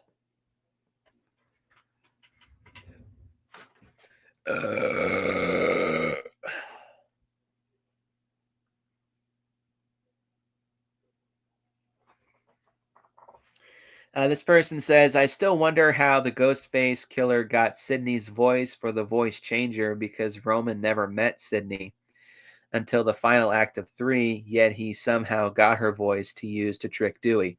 Maybe he just synthesized it from news reportings. And Scream 3 is the only time Dewey killed a Ghostface. Yeah, that's right. Yeah, the only kill, though not the only time he ever fought and injured a Ghostface, as we'll talk about soon. Oh, damn. Yeah, I see why Scream 3 is criticized. There's a couple criticisms that I do agree with, namely one. But I can't really deny it. This one just resonates me the most of the whole series. I do agree with a lot of its criticisms on Hollywood and trilogies, and how they criticize trilogies is both funny and quite clever. And all the rules that Randy talks about are true. Nobody is safe. Tropes are intentionally subverted in order to subvert expectations. There tends to be retroactive continuity. There tends to be a lot of callbacks and references to the first part of the trilogy, which does happen in this film. And the killer tends to be more intense, more violent, and more difficult to kill, which is most definitely true in this movie. Yeah, all those are true, and I think it's all done in a very entertaining and engaging way. And also, how this movie criticizes movies within movies, one that feels like another carryover from stuff that was done in Wes Craven's New Nightmare, which, how that movie is a critique of the Nightmare on Elm Street series, Scream 3 is a critique of the Scream series. And I think it's done similarly in a engaging and entertaining way. And the twists and turns that are introduced.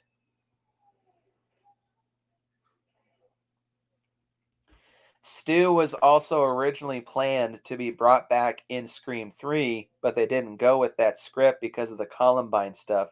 Maybe that was an element that Kruger threw out from Kevin's original script.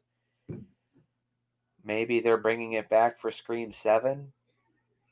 More on that later. Um, but how this movie like satirizes Hollywood in the making of movies feels a little bit ahead of its time, and it feels like Don Mancini, the director of a lot of the Chucky movies, feels like this movie more so was what he used as the model when he made Seed of Chucky, just dialed up to 11 in a bad way in Seed of Chucky. Um, I do, though, think that this might be the simplest story wise of the Scream series, which on one hand is a good thing. This movie is paced better than Scream. Actually, no, I'd say it's got the best pacing of the original Scream trilogy. Like, there's not really any filler. It's just a constant go, go, go, go, go, who done it, slasher movie, murder investigation, and I really like it. At this point, we all know who the characters are, what their shtick is. We know their chemistry. We like their chemistry. We like their interactions. And by this point, too, all the characters um, are pretty experienced and vested in knowing a lot of tricks and turns and twists with dealing with these kinds of killers. So this is also when they started implementing the characters being a lot smarter and taking advantage of past events and past experiences and outsmarting the killer in this case, the soul killer in this case.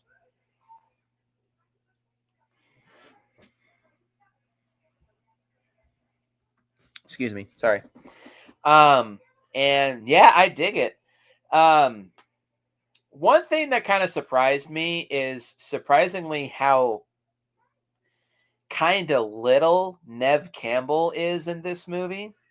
I think that once again had to do with her involvement with Party of Five because she is one of the main characters on that show, but also the troubled production apparently.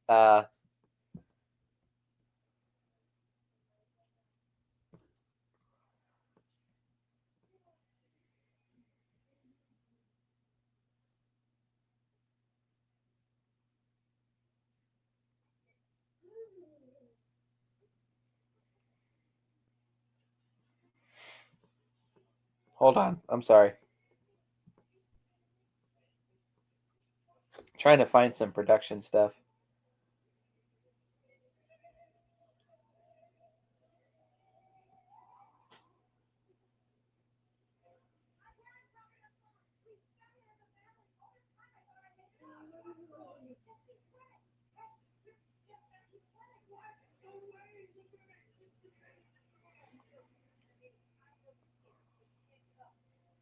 The ending was reshot and extended quite a bit because I guess people apparently thought that the ending was an inadequate conclusion. The ending consisted of Sydney easily defeating Roman, which led into an early morning scene of police arriving, and then into the final scene of Sydney in her home.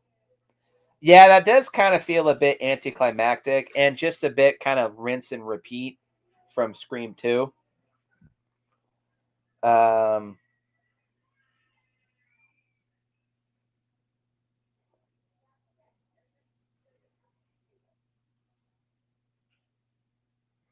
And as with the production of Scream, Craven encountered repeated conflicts over censorship with the MPAA regarding violence. And Wes Craven stated in an interview that the issues made him consider leaving the horror genre entirely because of this movie. So we'll talk about that in a little bit. Um,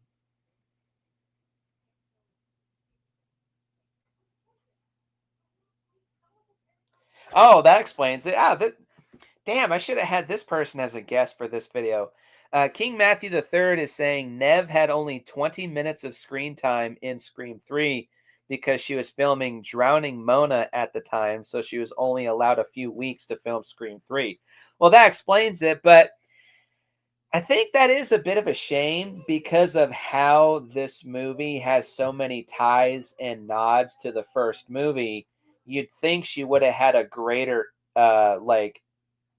presence and influence on this movie, but her having such little screen time is kind of confusing and is ultimately a little bit of a shame. Um, but also, to be fair, too, her scenes in this movie, in particular the third act involving her fight with Roman, are some of the most entertaining of the entire series. So that kind of makes up for it. But also, thankfully, Courtney Cox and David Arquette also kind of pick up the slack and become almost the main characters of this movie. And aside from Scream 6 and maybe. No, I'd say yeah, aside from Scream 6, I think this is where Courtney Cox was at her best playing Gale. This time, she's not really a nosy ambulam chaser reporter. She's trying to investigate what's going on. She wants to stop this killer and stop this cycle from continuing. And her chemistry when they're working together with David Arquette is still really strong. And at this point was when in real life, I do believe that David and Courtney actually were married at the time.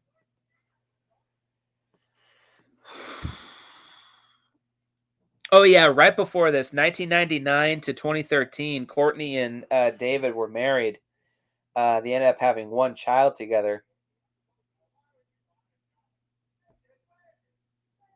Um, so it's kind of nice to see a real husband and wife kind of implement their chemistry and implement their interactions in real life on screen. So it's not just two actors acting off each other. It's a real husband and wife who know each other just being themselves on screen. So I think that helps their performance. Um, and yeah, the murder investigation stuff is really good. The humor is really funny. Um, the nods and jokes towards the Hollywood system are funny and clever, but probably because a lot of them, if not all of them, are painfully true. And in hindsight, I actually can see how this movie might have been like reevaluated as a shining example of how fucked up the Hollywood system is, especially towards women. And I can see how this was reevaluated for the Me Too movement.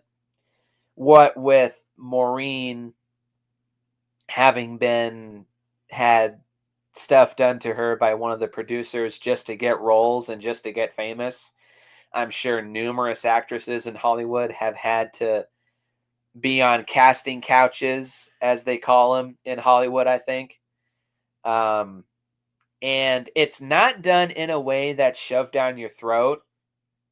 It's might be a bad choice of words. It's done in a way that it's pretty obvious, but well, two, it's also done kind of in a funny way, but it's done in a way that kind of makes you open your eyes and realize, like, wow, this actually is kind of fucked up. Um,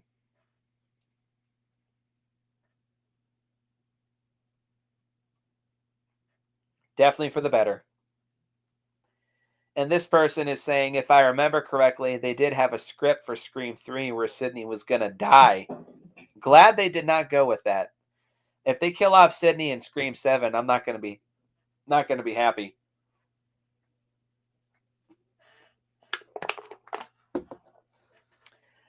Um,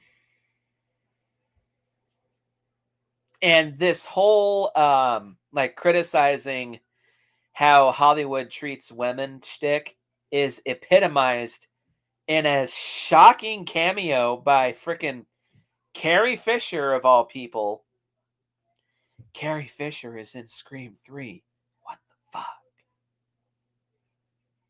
And it's done in a funny way where Courtney walks up to her and is like, I just want to look at some records and the fuck? Yeah, I get that all the time. How I look like Carrie Fisher. I was supposed to be Princess Leia. But who did that performance go to? The one who slept with George Lucas. Didn't Carrie sleep with George Lucas at one point? Which that's a funny in joke, probably both to the audience and the directors and actors. Um, and that is totally just Carrie Fisher being Carrie Fisher in that scene. Always cracks me up to this day and surprises me. I always forget Carrie Fisher's in this movie. But yeah, that whole scene where she's going on about like how I memorize all the records for every actor and actress, and I always appreciate the underdog as an underdog myself. Um, yeah, all of the nods and satire and criticism of the Hollywood system is really well done. It's quite funny. It's quite entertaining and engaging, and I think it's well done. The twist revealing that Roman is in fact the half brother of Sydney. I can some I can see some people saying that comes out of nowhere and feels like it's thrown in at the last minute, which I mean it might have been, but I think it's pretty well done. It is a good way to tie this series back to the original movie, and it does heighten the stakes, and it does fall into the retroactive continuity trope. But I still think it's done in a good way. And also, of the entire series, Roman might be the most savage killer. Scream 6 is pretty savage. But for now, I think I'll say Roman might be the most savage and violent killer of the entire series. He's quite crazy. He's very unstable. He's very all over the place and maniacal and vicious and violent. And his fight with Sydney.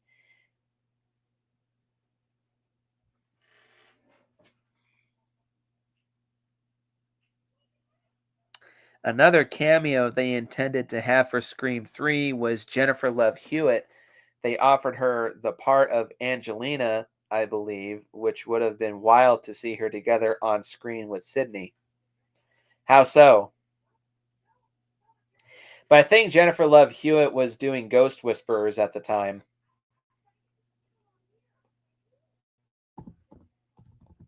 Oh, wait a minute. Why? Because she was part of the um what's it called? I Know What You Did Last Summer series, which that is most definitely a Scream ripoff franchise.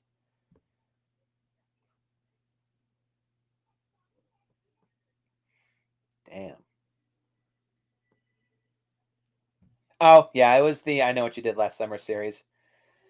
So yeah, I guess that would have been meta in and of itself that a star of a Scream ripoff series is working alongside the main character of the Scream series. So yeah, that would have been interesting. When did that show come out? Oh wait, no, Ghost Whisperer was 2005. Never mind.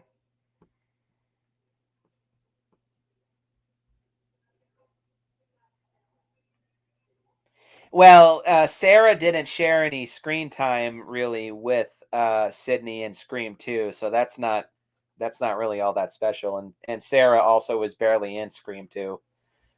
And also, Buffy the Vampire Slayer doesn't really have any ties, at least that I know, to the Scream series. So she was, I think, just there to fill out the cast. Um, but yeah, I like Roman as the killer in this movie. I think his story may be a bit convoluted and it might come out of nowhere. And it might be thrown in at the last minute, especially her or him being the long lost half brother of Sydney. But I think it's a good twist. It ties itself back to the first movie, and his fight with Sydney is hard hitting, savage, and violent, and very entertaining.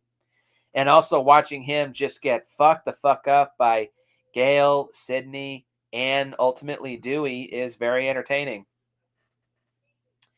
But the one main problem that I will definitely give Scream 3 is that you can tell that this movie was pretty heavily censored behind the scenes. Epitomizing in the scene when Roman kills Milton, he slashes Milton's neck, and there's a very quick cutaway, and then there's just a tiny cut on Milton's neck with just a little bit of blood coming out, and then he just falls dead. And it's an extremely quick shot, like slash, cut, show Milton's neck, and then he falls over. It's just like that. Um,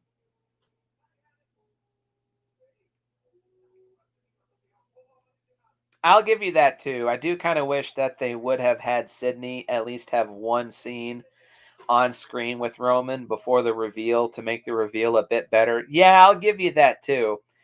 But still, I still think it works good the way that it is.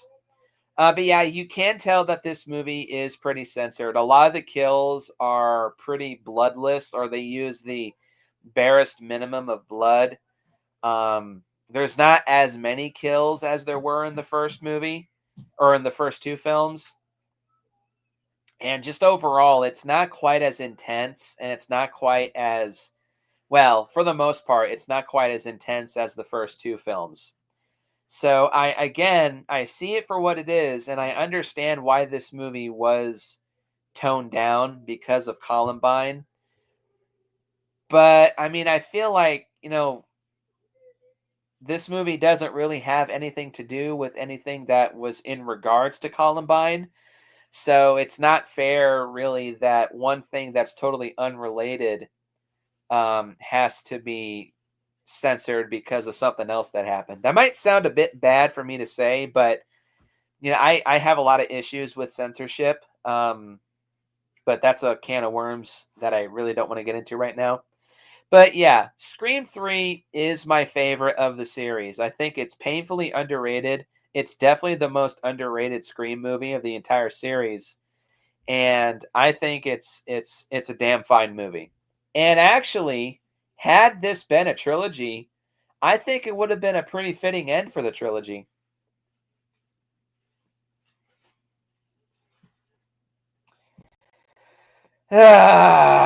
Moving on, we're gonna go on to Scream 4. Right off the bat, guys, I'm gonna tell you right now, this is my least favorite. I do not like Scream 4. Scream 4, stylized as Scream 4, is a 2011 American slasher film directed by Wes Craven and written by Kevin Williamson, returning to the franchise. It is the sequel to Scream 3 and the fourth installment of the Scream film series. The film stars all the returning characters, as well as Emma Roberts, Hayden Panettiere. Oh, she plays Kirby. Anthony Anderson, Allison Brie, Adam Brody, and Rory Culkin, amongst many others, the younger brother of Macaulay Culkin. The film takes place on the 15th anniversary of the original Woodsboro murders from Scream and involves Sidney Prescott returning to the town after 10 years, where Ghostface once again begins killing students from Woodsboro High. Like its predecessors, Scream 4 combines the violence of the slasher genre with elements of black comedy and whodunit mystery to satirize the cliches of film remakes. The film also provides commentary on the extensive usage of social media and the obsession with internet fame.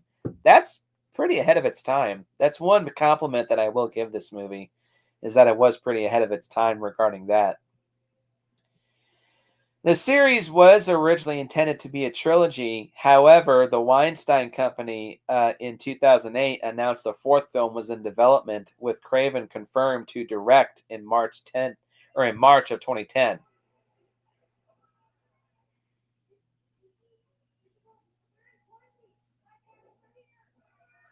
Aaron Krager, who wrote the screenplay for Scream 3, was hired for script rewrites during production.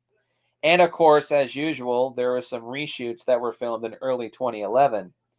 Scream 4 debuted in Los Angeles April 11th of 2011 and was released April 15th, 2011 by Dimension Films, the final film of the franchise to be released by Dimension Films.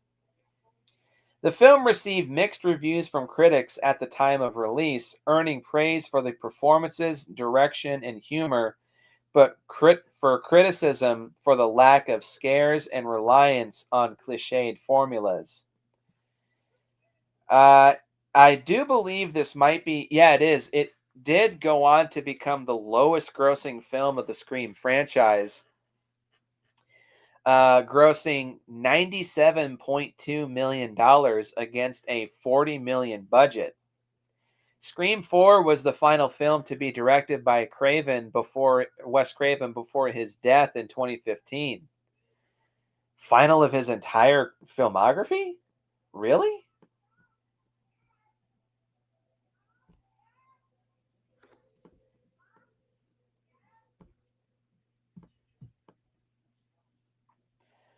Oh, yeah, it was his final film that he directed. Wow, really? Hmm, that's a shame.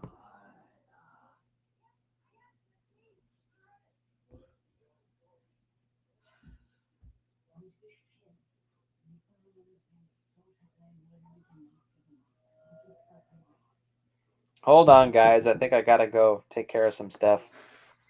So, take a 5-minute break. Ugh.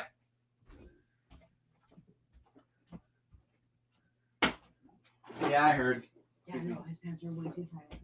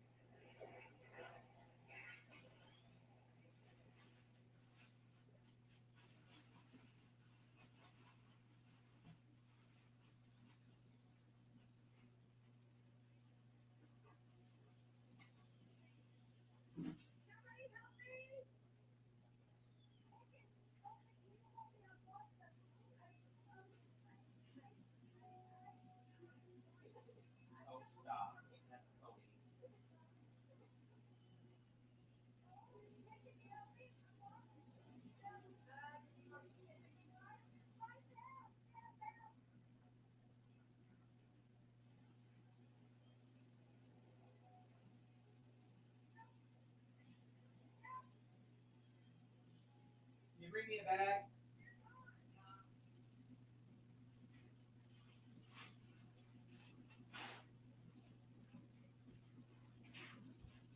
Hmm.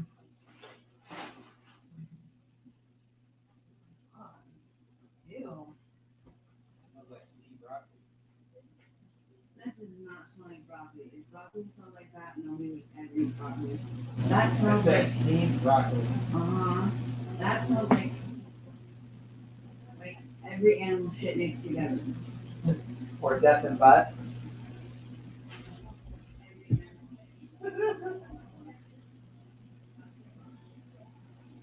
Roman, no.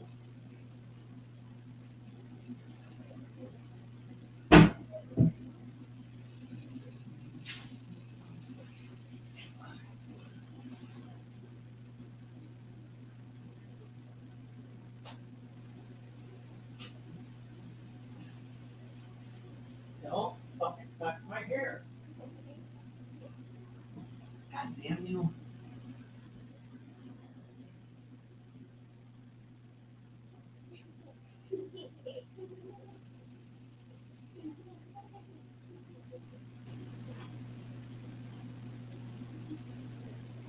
Oh my God.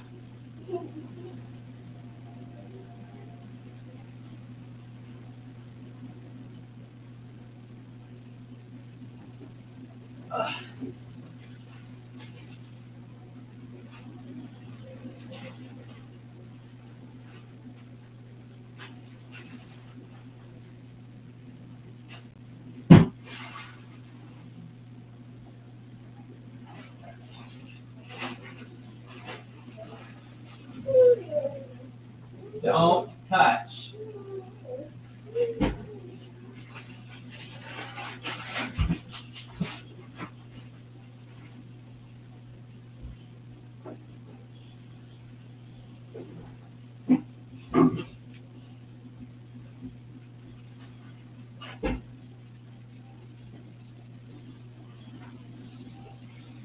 Thank you.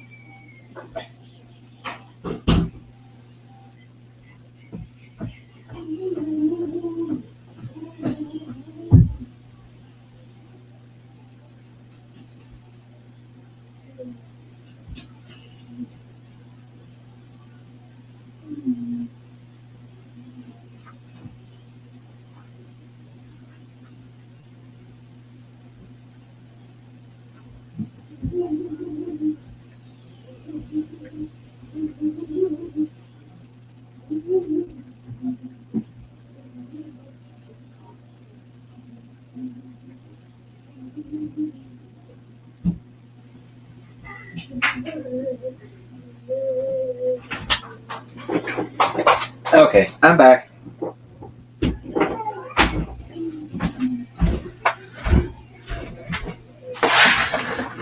Oh, sorry, guys. Parental duties. Did Roman ruin my hair? No, not really.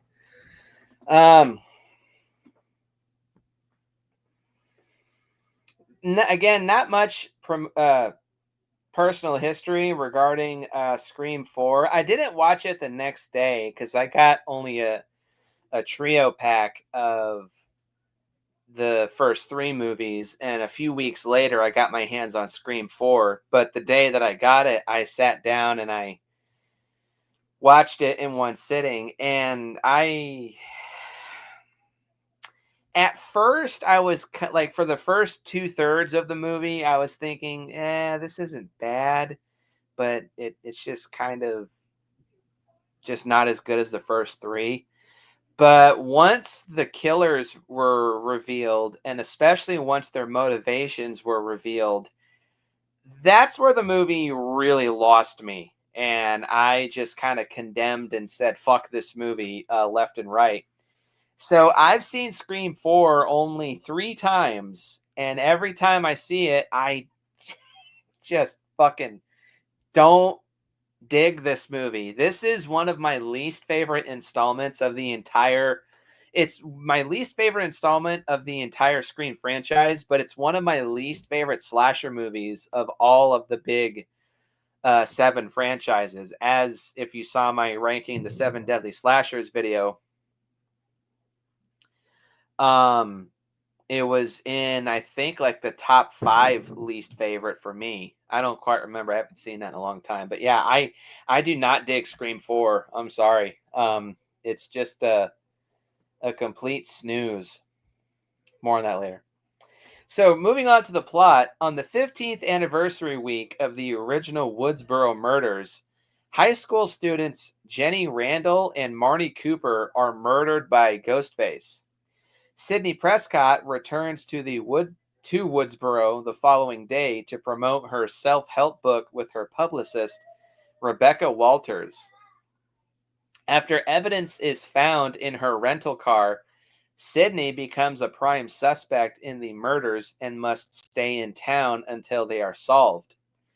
Sidney's teenage cousin, Jill Roberts, who is coping with the infidelity of her ex-boyfriend, Trevor Sheldon, gets a threatening phone call from Ghostface, as does her friend Olivia Morris.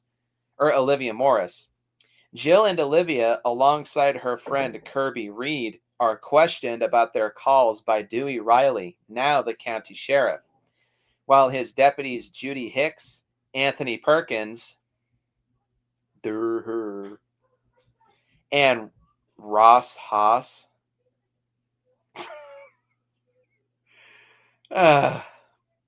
assist him in the case.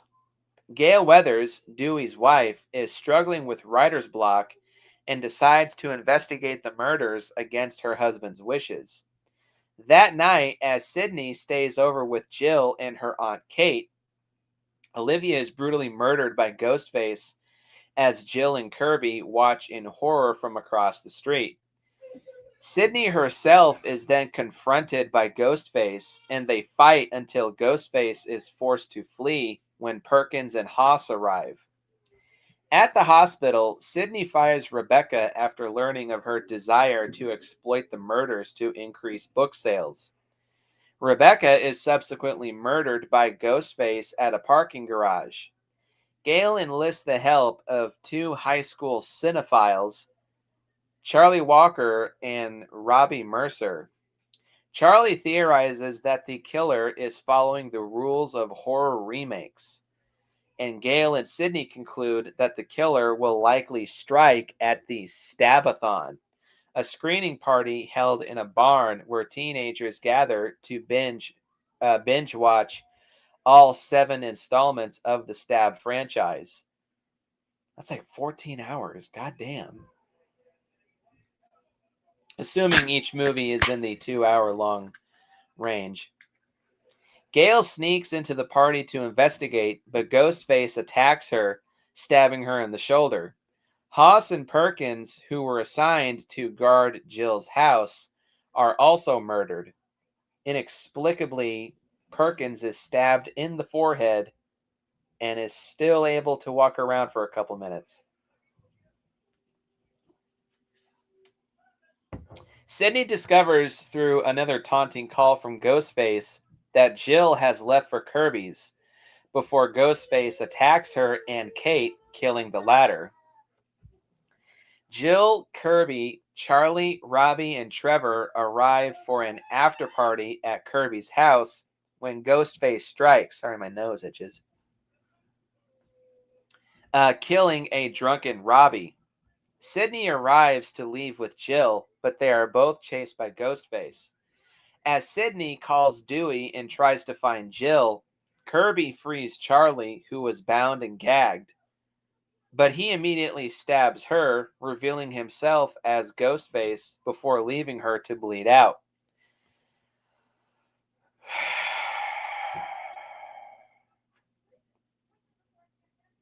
Sidney is confronted by Charlie and a second Ghostface, who reveals herself as Jill. She admits to masterminding the murders out of jealousy of the fame that Sidney received for surviving the previous killing sprees and desires to achieve clout as a pseudo-victim of the murders. Intending to frame Trevor as Ghostface, Jill kills Trevor and betrays Charlie, stabbing him to death to pin him as Trevor's accomplice so she can be the sole survivor. She then stabs Sydney and injures herself to frame Trevor further. Dewey and the police arrive, and Sydney and Jill are taken to the hospital. After discovering that Sydney has survived, an enraged Jill goes to her hospital room and makes a final attempt to kill her. At the same time, Dewey and Gale deduce that Jill was one of the killers due to a comment she made about Gale's attack that wasn't public knowledge. Oops. Dewey, Gale, and Judy rush to aid Sydney, but Jill subdues them. During the commotion, Sydney is able to electrocute Jill with a defibrillator, clear, bzzz, and shoot her in the heart, finally killing her. As Dewey calls for backup, reporters outside erroneously name Jill as a hero right out of the movies, her achieving her internet clout only after she dies. Ah, God. I don't fucking like this movie.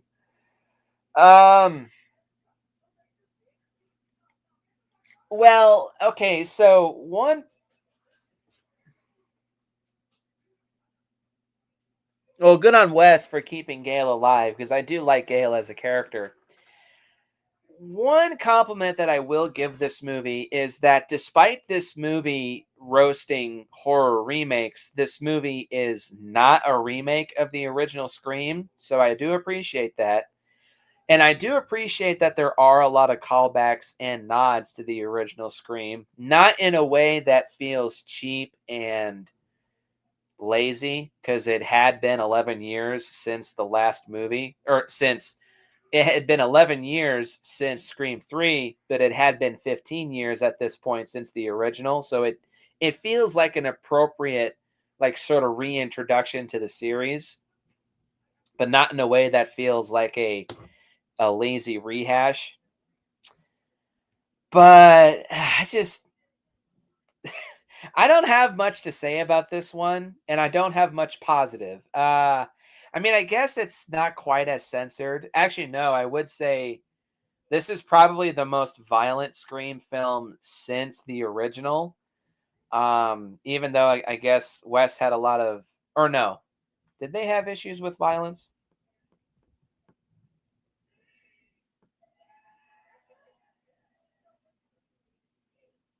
Or no, so I guess they didn't have any issues with violence with the MPAA. So thankfully, that bullshit has been done away with for horror films. But hey, King Matthew III, zip the lip. We'll get to that later.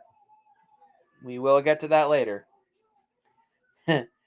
So, where was I?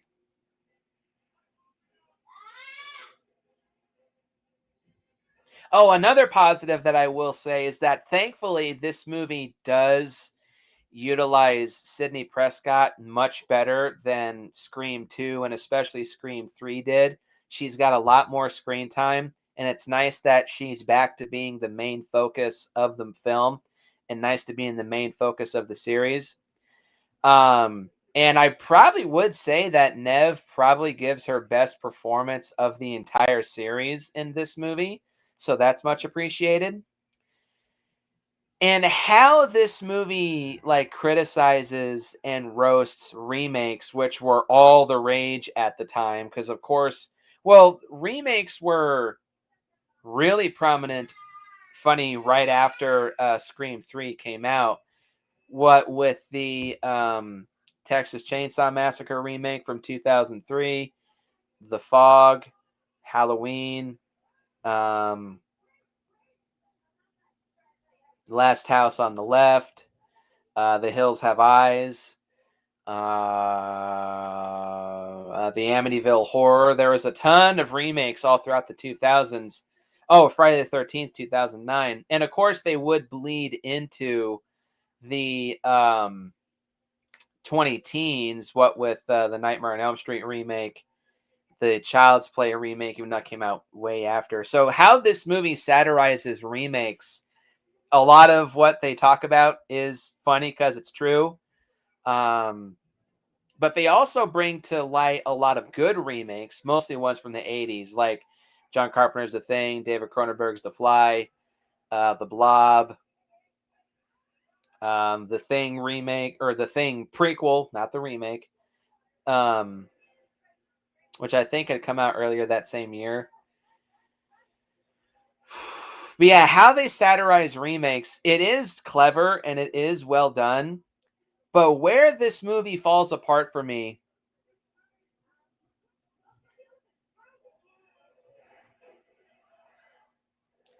I wouldn't say that Jill was an obvious killer. That one did surprise me, but I wasn't surprised that um Charlie, that's his name. Charlie was one of the killers. Like when I first did my big rewatch of the Scream series back in 2023, Meadow had not seen Scream 4, but she immediately guessed Charlie was one of the killers.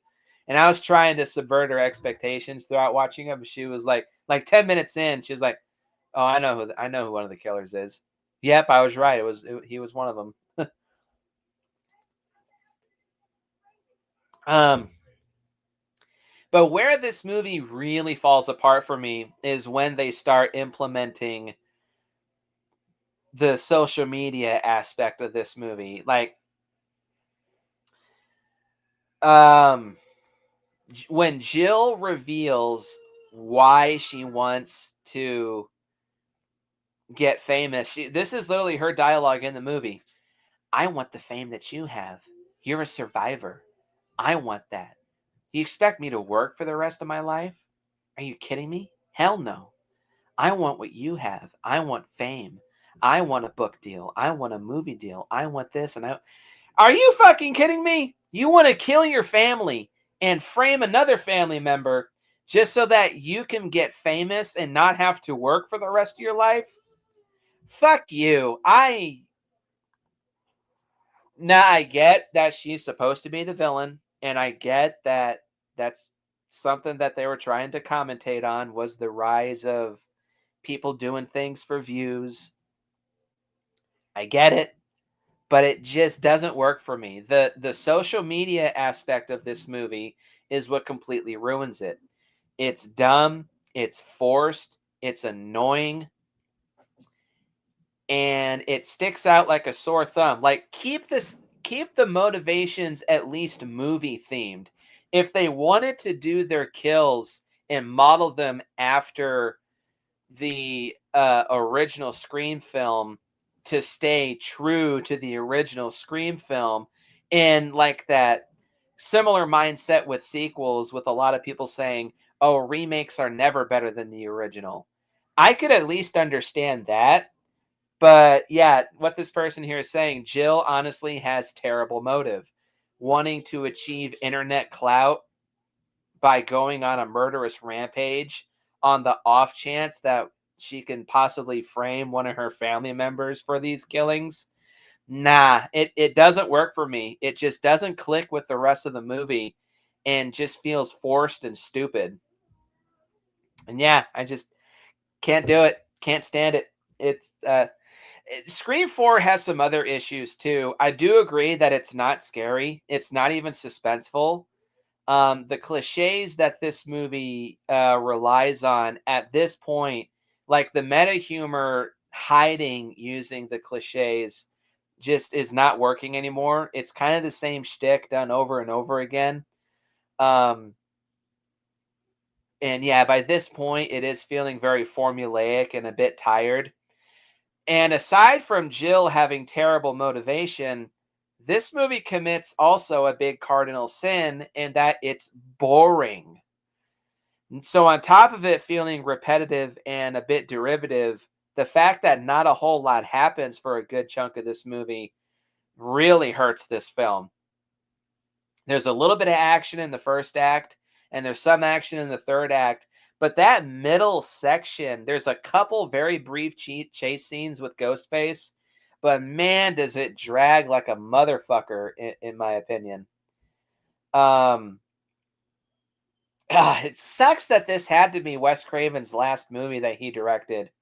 But I mean, I see why this became the lowest grossing film in the franchise because it's just boring as shit. And fuck this movie. And also, there are some performances that are a little flat too. The actress who plays Jill, I do think she's kind of annoying. That might have been the intent, but I still don't like her. I still think she's really annoying and really obnoxious. Rory Culkin is a bit flat and stiff as Charlie in this movie. And Rory Culkin's not a bad actor. I do like that line, yeah, don't fuck with the originals, to quote Sydney. And I do kind of like it's like pouring salt in the wound that Jill gets killed by the original, but then after that is only when she achieves her internet clout. It's like it's a real good case of irony. So I do get that, and I do understand that, and I do think it's a bit clever. But yeah, some of the performances are flat. Gail, I actually kind of think is a bit ho hum in this movie. Like Courtney Cox, I think gives her weakest performance in this movie. Um, as does Dewey, unfortunately, but that's only in service to Nev Campbell picking up the slack, which is nice. But yeah, some of the performances are flat.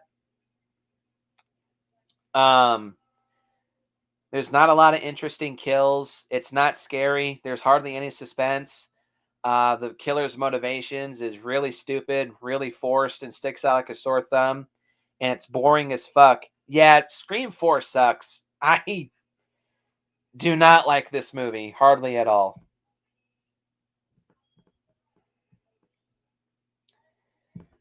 So, hold on one second.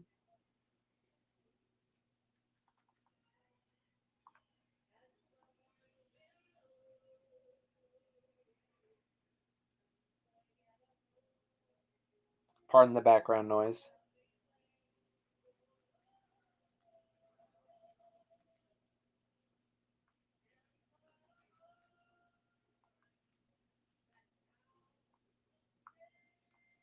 So, funny, 11 years later in 2022, we would get the fifth installment of the Scream franchise, just titled Scream.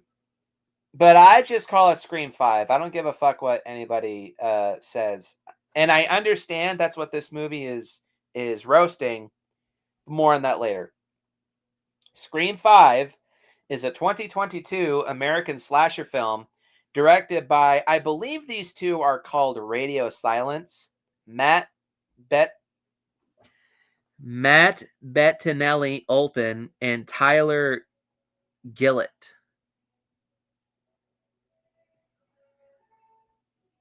Yeah, the filmmaking collective Radio Silence. The same two guys who directed Devil's Due, Ready or Not, and Abigail. And written by James Vanderbilt and Guy Busick. It is a sequel to Scream 4, the fifth installment in the Scream film series, and obviously is the first of the franchise to not be directed by Wes Craven, who died in 2015 and to whom the film is dedicated to. It is also the first film in the franchise to not be produced by Dimension Films after it was disbanded in 2018. It is the first film to be distributed by Paramount Pictures. It stars Melissa Barrera, Kyle Gallner, barely. He's got like 2 scenes in this movie.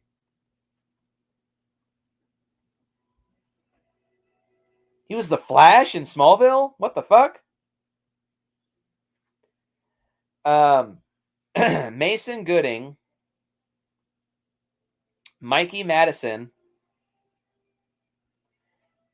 Dylan Minette, Jenna Ortega, Jack Quaid, Jasmine Savoy Brown. Oh, is that who she is?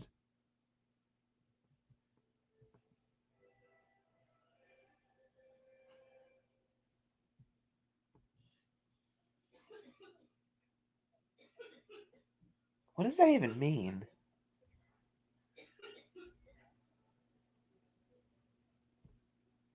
Whatever.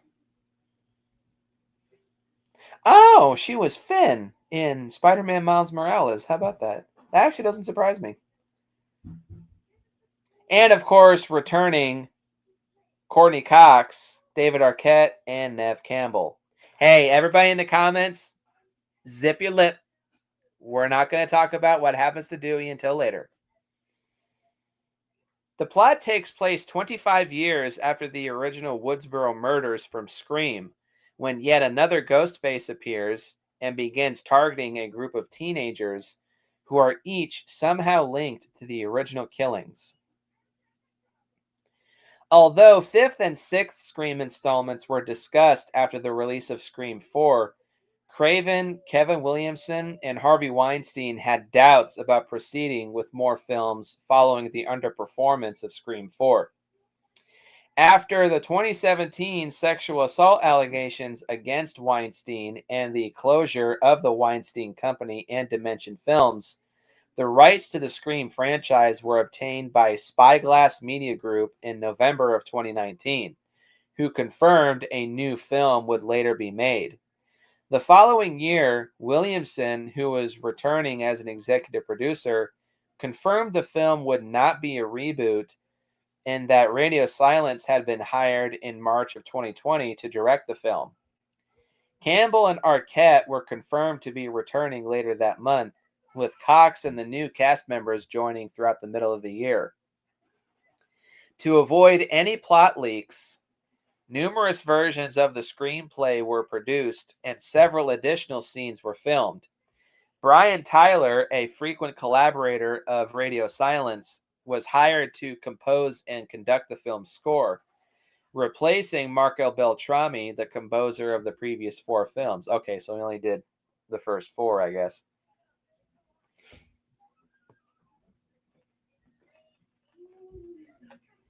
Excuse me. Scream was released in the U.S. on January 14th, 2022 by Paramount Pictures. The film received generally positive reviews from critics who praised the direction, performances, and tribute to Wes Craven, with some calling it the best Scream sequel of the franchise.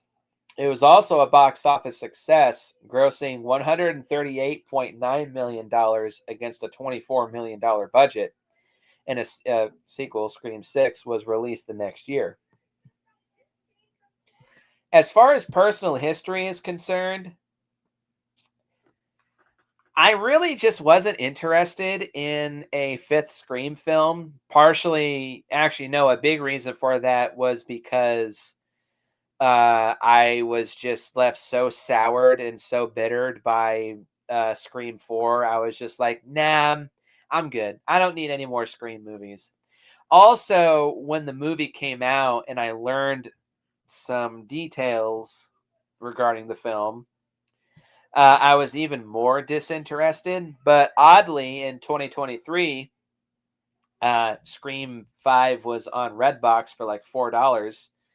And Meadow had expressed some interest in checking out Scream 5. So I was just like, oh, fine. Fuck it. I'll buy it. So I did. And I brought it home. And a few weeks later, I begrudgingly sat down and watched Scream 5. Meadow enjoyed it a bit more than I did, but by the end of it, I was just like,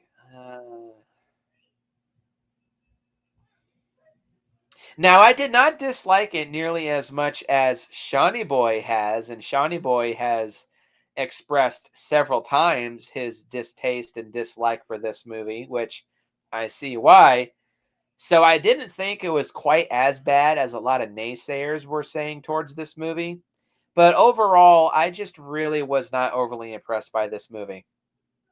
And I called into doubt any more Scream sequels, but more on that later. But yeah, I was not overly impressed. And so I've seen Scream 5 now only twice. And upon learning some other details surrounding this movie, and in comparison to the rest of the Scream franchise, it lost a fair bit of value for me. And now that I've seen the film for a second time, I can definitively say that, yeah, I like this movie less than the first time that I saw it. I don't really, kind of like with Scream 4, I don't have a whole lot of positive things to say. Actually, in some ways, I have even less positive things. So I do like how this movie does satirize this new requel trend, which is what this movie is labeled as, and what's her name? The sister.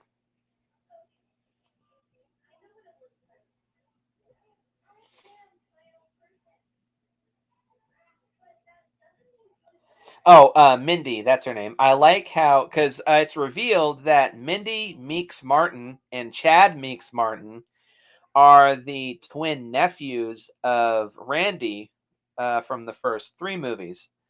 And I like how Mindy kind of has become the new version of Randy. She's the big film nerd, she's the big horror nerd, and she's the one who lists off all the rules and cliches of modern day requels. It's not quite a reboot. It's not quite a sequel. It reintroduces new characters, but brings back legacy characters in order to introduce new ideas, but continue the original story. And also, in the process, sometimes ignoring previous events in order to make things fresh and new. Now, we'd had requels beforehand, like I stated, how the Return of Godzilla, I think, can be considered the very first requel ever made.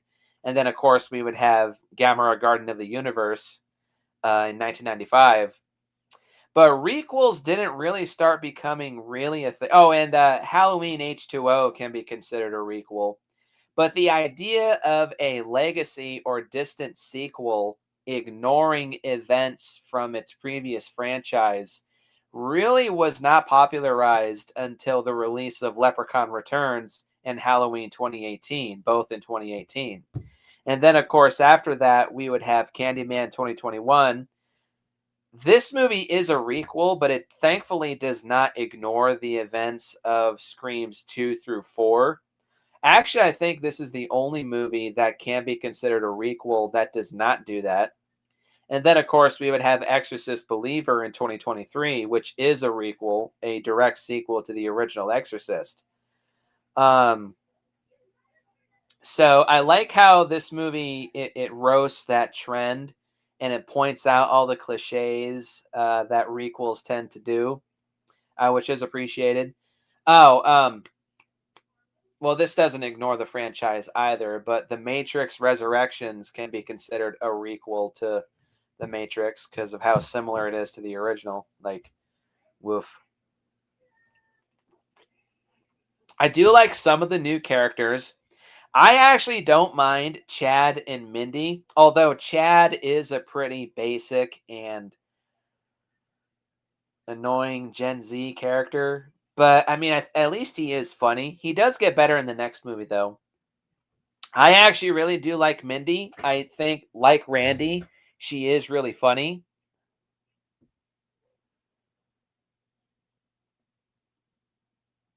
Um, this King Matthew the Third is saying that's kind of the part I don't like. Why make a new Randy when Mindy could have been her own character? Now, not to sound possibly racist or anything, but well, I mean, that we don't really see their dad. But my main thing is Chad and Mindy look absolutely nothing like either Randy or their mother, so we can only just assume that they both take after their dad. But that's the only thing that kind of throws me off is that Mindy looks absolutely nothing like Randy, but she acts like Randy a lot. She's the big jokester, she's the big movie nerd. Um, she's hyper and fast and rapid fire talker, just like Randy was. So I think they do pull off Mindy being Randy's niece pretty well. Chad, not so much, but whatever.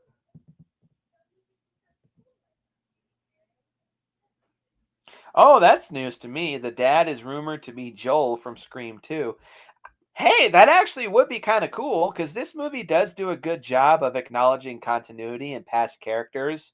So if that was to be the case, that'd be cool.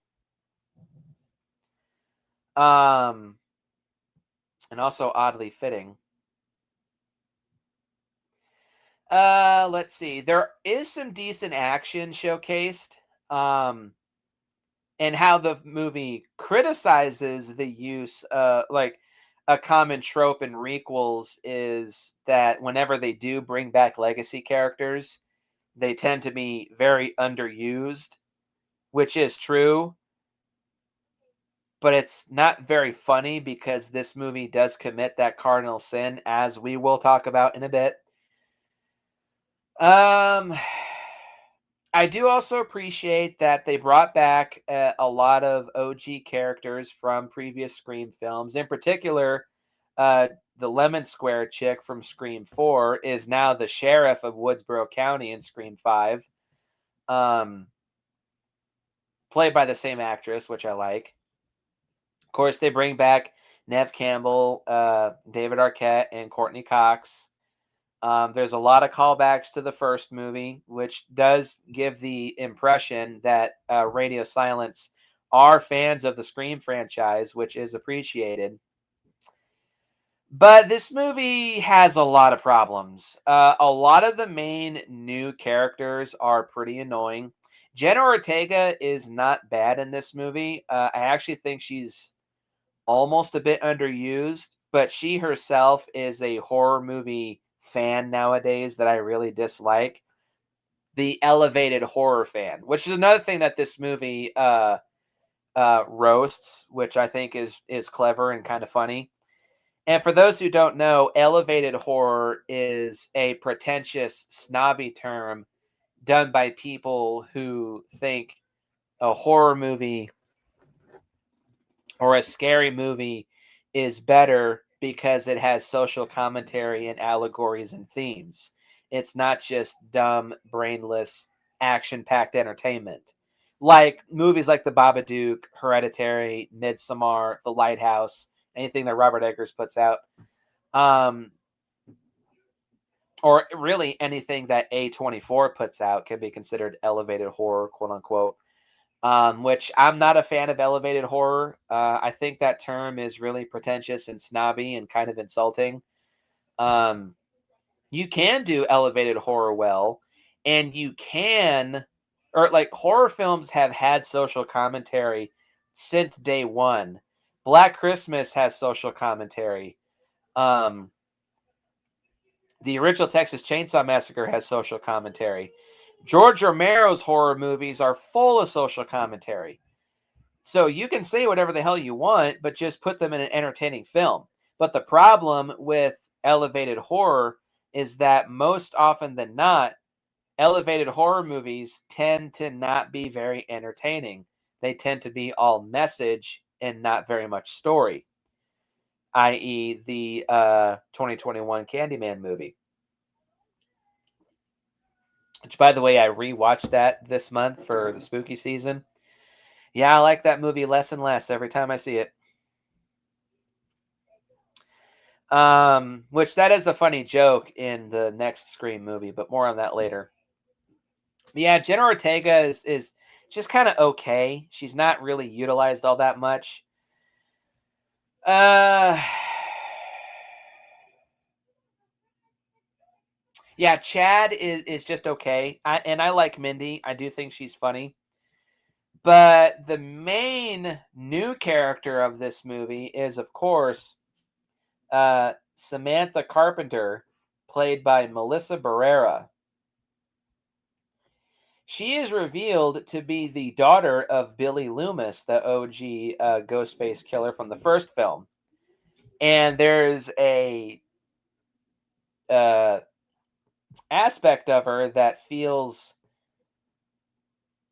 almost a bit out of place when she finds out that she is the daughter of Billy Loomis.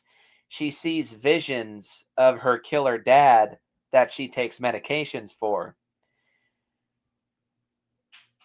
Now, we're not going to discuss. Well, okay, I'll briefly touch upon Melissa Barrera's more recent actions, but she does not at all give a good impression for this movie. I think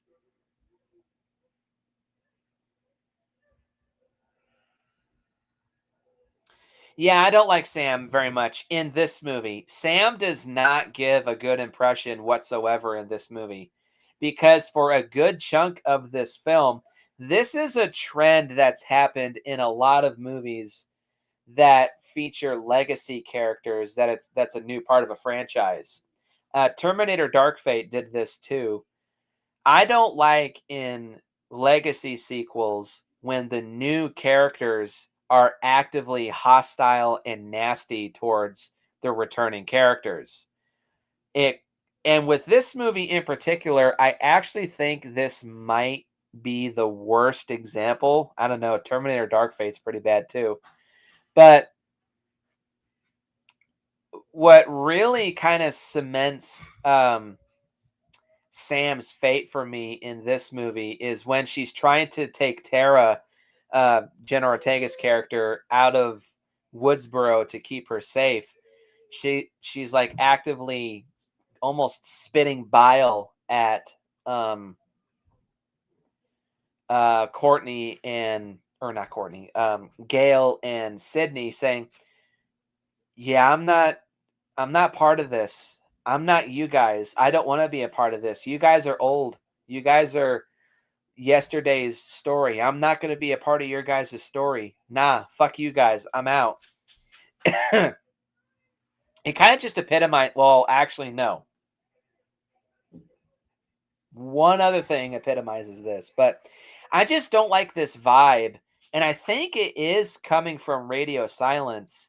Their like attitude and dismissal of the older OG characters. I do like how Gail quickly snaps back at Sam, saying, "Listen here, new girl."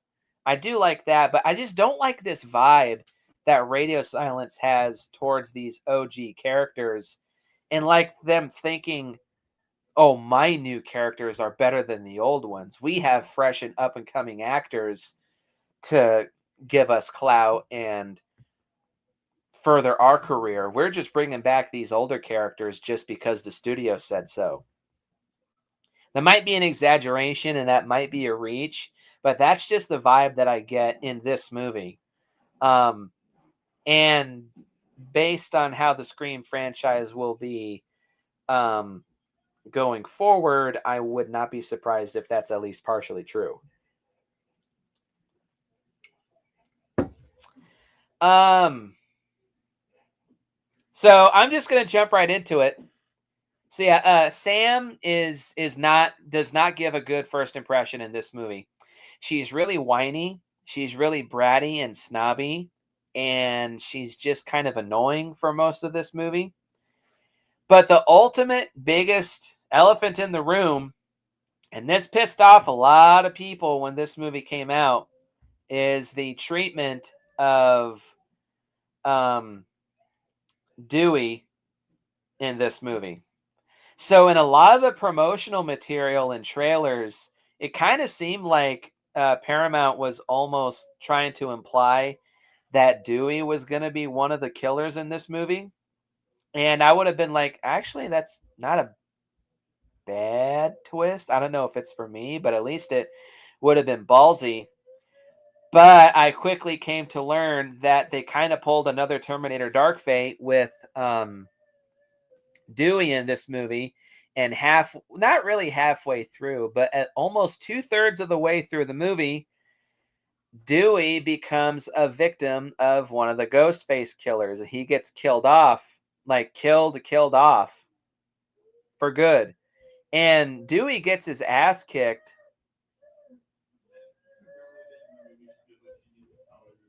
at least two previous times. Like he gets stabbed in Scream 1, he gets stabbed and fucked up in Scream 2, and he gets a little bit beat up in Scream 3. Shockingly, he kind of, well, no, he gets a little bit beat up in Scream 4, but this is the one where they decided to kill off they decided to kill off Dewey. Now, I will say that unlike John Connor in Terminator Dark Fate, a lot of people were saying, oh, they killed off Dewey and they just threw him aside like he was nothing and blah, blah, blah, blah, blah. I don't think that's true. I do think that now I knew going into this movie that Dewey died. So I wasn't really shocked when it happened. I was disappointed. But I do think upon this most recent viewing, Dewey at least went out screaming. God damn it. Dewey at least went out swinging. Like he actually put up a fight before he was killed off. Not enough of a fight for my taste, but at least he tried to fight back against the killers in this movie. So I don't think it's as bad as a lot of other people say it is, but it is still very disappointing that one of the OG characters from the entire Scream franchise is killed off just for the sake of such. Now, I really do not like when oh yeah, it took 2 knives to finally do him in. But still, it's bullshit. I don't like, in general, when characters I like are killed off just for the sake of such. But how it's done here, yeah, it doesn't sit well with me. And Dewey was the most beloved, lovable, and senseless character of the entire Scream franchise. He was always putting his life on the line. He was always like right there by Gale and Sydney's side to protect them. He was always the first one to swing, and he was always the first one to shoot, and he was always the first one on scene. And for him to try his best to protect these new characters whom he barely has anything to do with, just to see him get killed off, and it almost feels like the radio silence people were just tossing him aside and saying, fuck you. Yeah, it is a little insulting and is kind of bullshit. And it does sting. So, yeah. Fuck you, Radio Silence, for killing off Dewey. Oh, and that's another thing. I really don't like that Gale and Dewey are not married in this movie. I think they say that like 3 years or so after the events of Scream 4, they got divorced because I guess Gale finally just got tired of being a small town reporter and wanted to leave, and Dewey did not. So I wouldn't quite say it's a character assassination, but it's just kind of a shame that, oh yeah, of course they have to break up because they're such opposites, even though they'd been married for 10 years during the events of Scream 4. So I think by that point, they would have settled their differences and learned to love each other. But then to have them be divorced and being off doing completely different things is bullshit and stupid.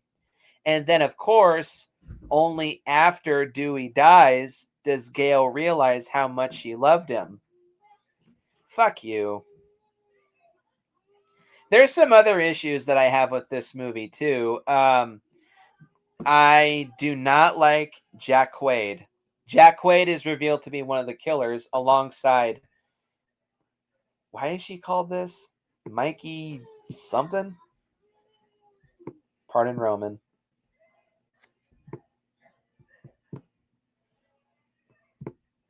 Shit. What's her name? Oh, Mikey Madison as the other killer. Amber Freeman. Oh my God, she is very obnoxious. She's almost more obnoxious than Jill from Scream 4.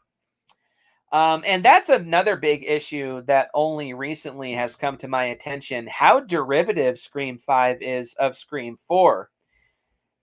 Funny, I stated how for Scream 4, the motivations being movie themed would have worked more. Like they wanted to recreate the events of Scream 1 in Scream 4 to like try to top the original, and then the theme of don't fuck with the originals could have come in.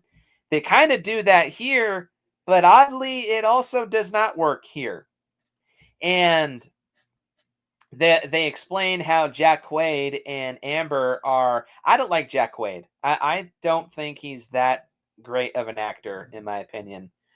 Like he's not bad in The Boys, but every other movie I've seen him in, this and the movie Companion, I just think he's a very unlikable and obnoxious dude.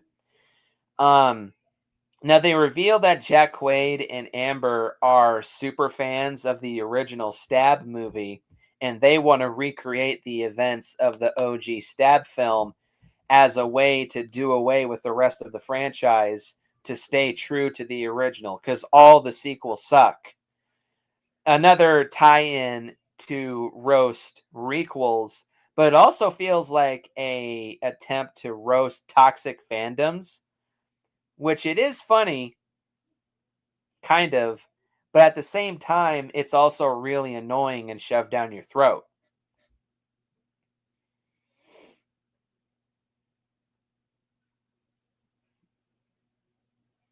Hmm. Um. So yeah, I don't like their motivations. It's very weak and very derivative of Scream 4. It just feels kind of repetitive.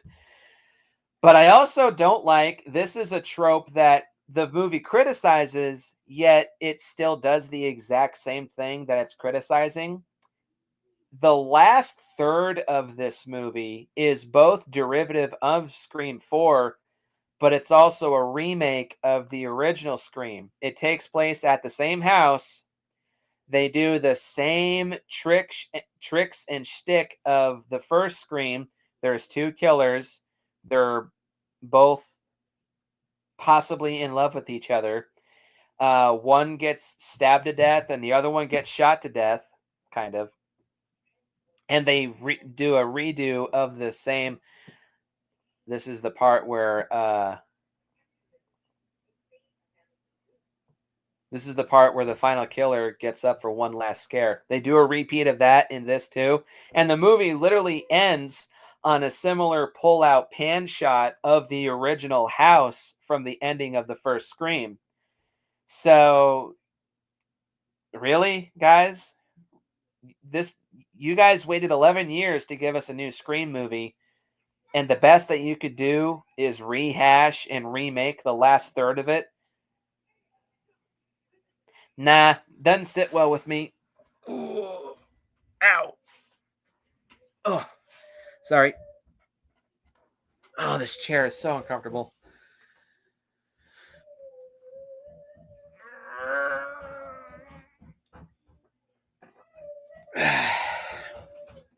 So yeah, there are some funny jokes, and I don't mind a couple of the new characters. Oh, and definitely the worst utilized returning character is Neve Campbell as Sidney Prescott.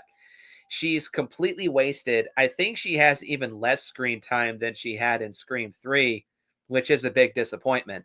And what King Matthew III here is saying, I hate that we didn't get a Sidney and Dewey face-to-face scene before his death. Yeah, that's a big shame. Um, yeah, I don't much care for Scream 5 very much either. It's somewhat of an improvement over Scream 4, but it kind of introduces new issues that I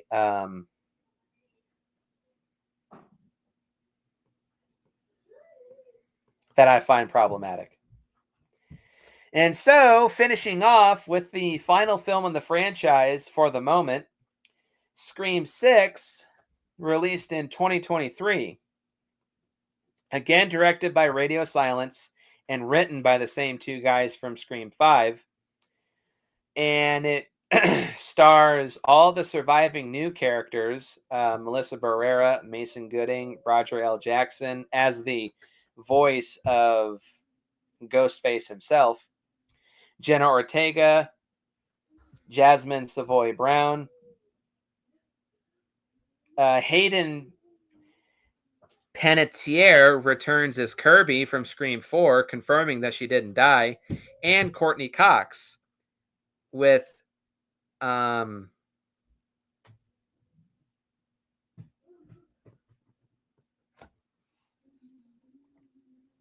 Neve Campbell not returning as Sidney Prescott for reasons we'll get into in just a minute. A sixth Scream film was announced just weeks after the successful debut of Scream 2022. Much of the cast signed on to reprise their roles. Oh, this movie was shot in Canada. Neve Campbell did not reprise her role as Sidney Prescott due to a pay dispute, making this the only Scream film not to feature her. Brian Tyler also returned as the composer. Scream 6 was theatrically released in the US on March 10th by Paramount Pictures. The film received generally positive reviews from critics who praised the fresh setting for the franchise, not taking place in Woodsboro. It takes place in New York, even though it was shot in Canada. The increased violence and the performances of the cast. It grossed $169 million worldwide against a $33 to $35 million budget, becoming the first installment in the franchise to earn over $100 million at the domestic U.S. box office since Scream 2. And it also went on to become the highest grossing film in the highest grossing Scream movie in the US and Canada, unadjusted for inflation. A sequel, Scream 7, is scheduled to be released February 27th, 2026. And as far as personal history, like I said, I really was... King Matthew III, you need to check out Scream 6. It is hurt by missing Neve Campbell, but I'll get to that in a minute. It's a damn solid sequel. Yes, Neve Campbell did not return. On June 6, 2022, it was announced Neve Campbell would not be returning as Sidney Prescott for the sixth film. The actress made a statement about how her contract and salary negotiations had stalled with Paramount. As a woman, quote, I have had to work extremely hard in my career to establish my value, especially when it comes to Scream. I felt the offer that was presented to me did not equate to the value I have brought to the franchise. It's been a very difficult decision to move on.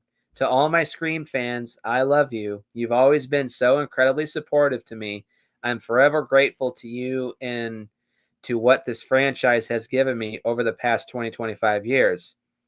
Campbell expanded on her statement a few weeks later, saying she could not bear walking on set and feeling undervalued, and that the offer would have been different had she been a man. This kind of tells me that she would have had even less screen time, and the studio was trying to pull another bullshit move that they were doing to Danielle Harris with Halloween 6, where they offered her only like $1,000 to have maybe 10 minutes of screen time. That's kind of the vibe that I'm getting from this, which is a shame.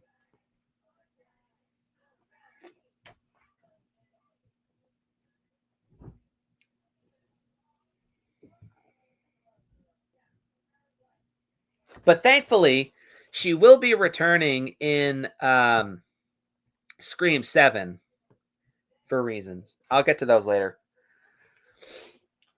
So, and yeah, so jumping into personal history. So I wasn't really impressed all that much by Scream 5. So I just said, yeah, I don't know about Scream 6. But again, like with Scream 5, I noticed that Scream 6 was on Redbox, so I just said, fuck it, I'll buy this. And again, waited a few weeks to check it out. But it was around spooky season when I finally sat down and watched it. And I was very pleasantly surprised. And like with Scream 5, I've only seen this one twice. But unlike Scream 5, where I liked it even less upon the second viewing, and I really liked it when I first saw it, And now I really, really like Scream 6 upon my rewatch. This is my second favorite of the entire Scream series. Yeah, this movie was a big breath of fresh air, and the change of setting and the increase of violence was definitely a big plus for me.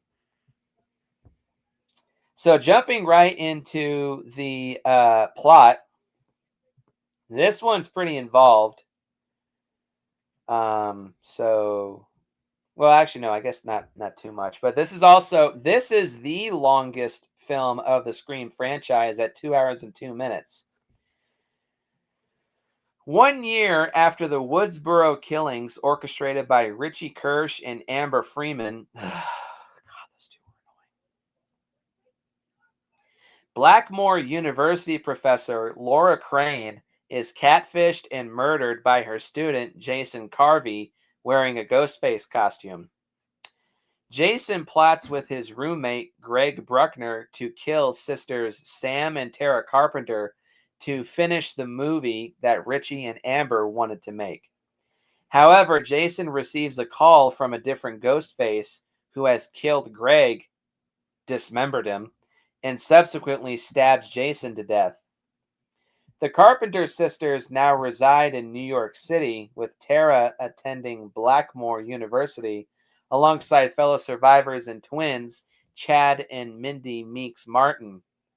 Their roommate, Quinn Bailey, Mindy's girlfriend, Annika Kayoko, Mindy's girlfriend, and Chad's roommate, Ethan Landry.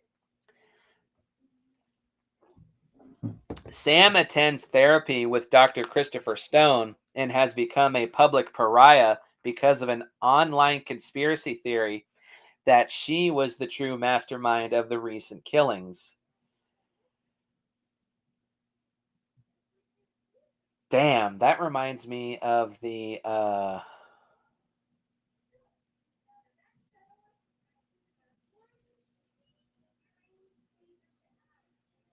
whole, what's his name? Austin Butler fiasco. But it's sad that we live in a day and age where that kind of stuff is quite rampant. Quinn's father, Detective Wayne Bailey, calls Sam in for questioning as her ID was found at the scene of Jason's murder, along with a Ghostface mask worn by Richie and Amber. On the way to the station, Ghostface calls Sam from Richie's number, then attacks Tara, kills multiple bystanders in a bodega, and leaves behind another Ghostface mask worn in the 2011 Woodsboro killings. At the NYPD police station, the Carpenter sisters meet with FBI Special Agent Kirby Reed, a survivor of the 2011 killings, played by the same actress, and reporter Gail Weathers, who has since written a new book about the previous Woodsboro killings, despite promising the sisters that she would not. Come on now. Gail informs them that Sidney Prescott has gone into hiding to protect her family. Dr. Stone is murdered by Ghostface, who steals Sam's file and leaves behind a mask worn in the Hollywood killings from Scream 3. Mindy theorizes that the killer is following the rules of film franchises, specifically the rule that anyone can die while the franchise will still continue, especially in today's day and age. From his window, Sam's boyfriend Danny witnesses Ghostface stabbing Quinn in the Carpenter sisters' apartment before attacking the group and killing Annika, leaving behind a mask worn in the Windsor College killings from Scream 2. Gail takes the group to an abandoned theater she found while investigating, which has been set up as a shrine to the Ghostface killers, featuring many items of evidence related to previous massacres, now displayed like film props and memorabilia.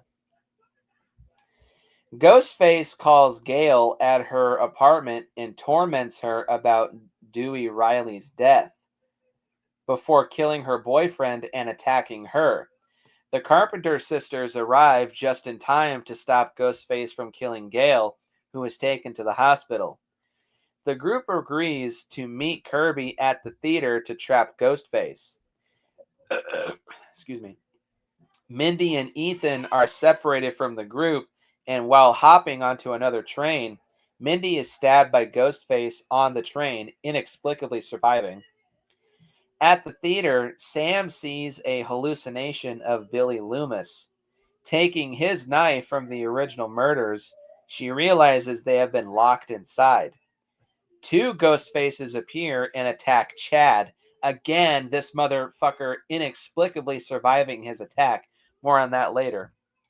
Wayne and Kirby both arrive with guns drawn, and he shoots her, revealing himself as a third ghost face and the mastermind. His accomplices are his children, revealed to be Ethan and a still alive Quinn, who faked her death to ease suspicion. They reveal their motive is to take revenge on Sam for killing Richie, who was their brother and Wayne's firstborn son. This is occurring to me. I do feel like this probably is a nod to Scream 2.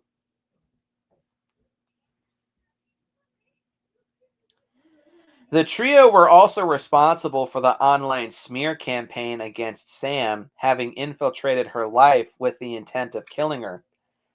The Carpenter sisters ultimately gain the upper hand and fight them off, with Tara stabbing Ethan in the mouth and Sam killing Quinn, shooting her in the head, while briefly rendering Wayne unconscious.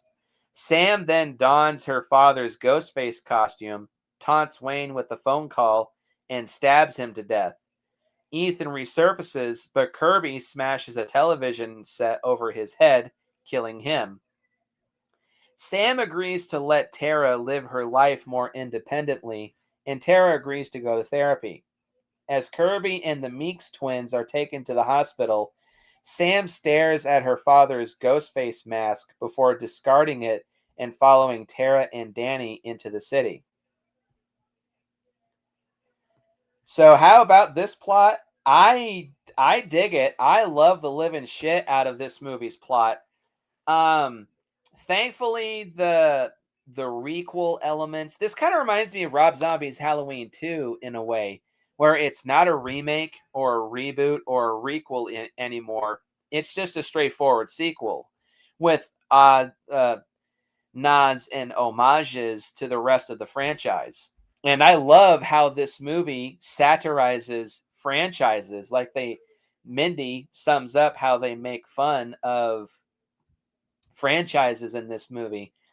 All the characters are subject to be killed off. It's no longer just a. It's no longer just a. It's. How do I put this?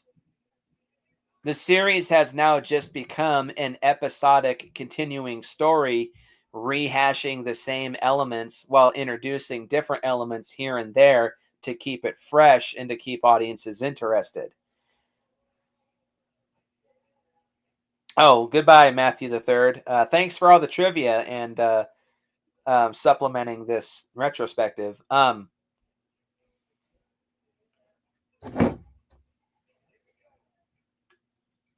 But yeah, how this movie satirizes franchises, it's all really funny. It's all informative and interesting and clever and well done, in my opinion. The twist of having three killers this time is also a really good subversion of expectations. How this movie utilizes continuity to build its story is really, really well done. I can't really think of any continuity errors that this movie executes. Every single previous Scream movie is acknowledged. Like they say, how that was the one time there was one killer in Hollywood, and then the college killings where it was the mother of the OG killer, and then I was a part. This Kirby is talking about this scene. I was a part of the killers who just wanted to remake the first set of killings. Yeah, the continuity is really solid. All the callbacks and references to the previous movies is really well done and really well implemented. The cast and chemistry is a lot stronger this time around.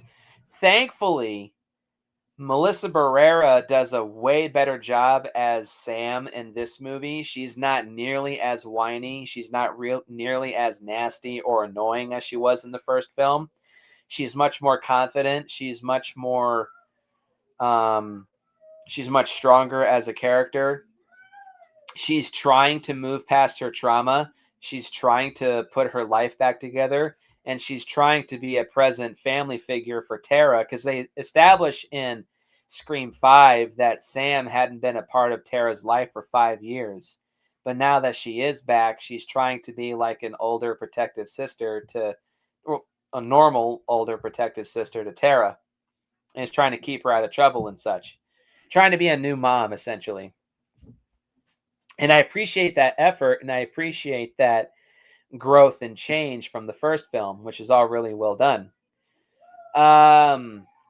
Mindy and Chad are not nearly as well. Chad in particular is not nearly as annoying. He has some Gen Z tropes, but he, like the first movie, learned from its events, and now he's a little smarter, and he's a little more experienced dealing with Ghostface killers. And he actually puts up a good fight against the Ghostface killers in this movie, which is appreciated. Although I stated this earlier, I call bullshit that Chad in particular, I call bullshit on him surviving. Mindy gets stabbed in the gut on the train and is left there just to bleed out.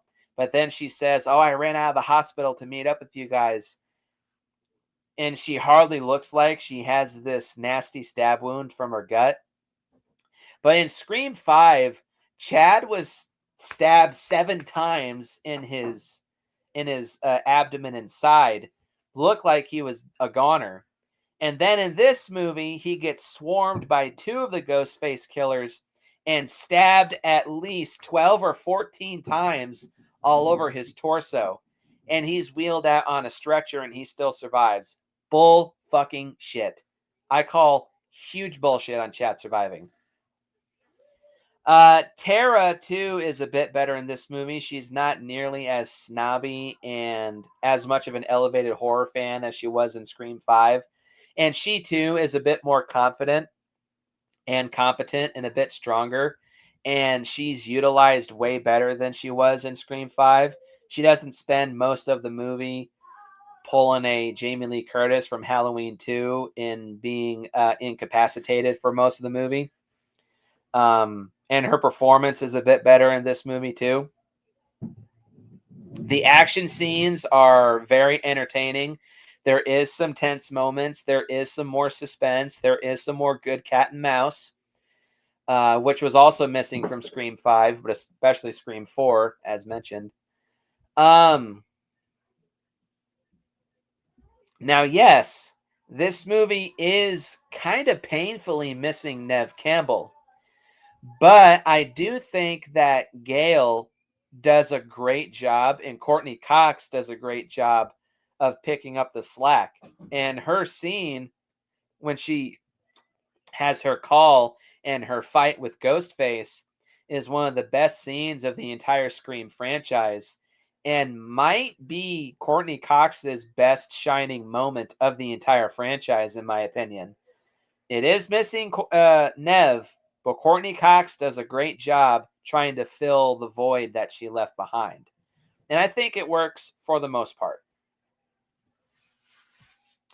But the biggest added bonus to this movie, now none of the Scream movies are like Terrifier 2 or Freddy vs. Jason or Jason Goes to Hell levels of violent. But of the entire Scream franchise, this is undoubtedly the number one most violent of the entire franchise. This movie is savage. Ghostfaces use guns a little more in this movie.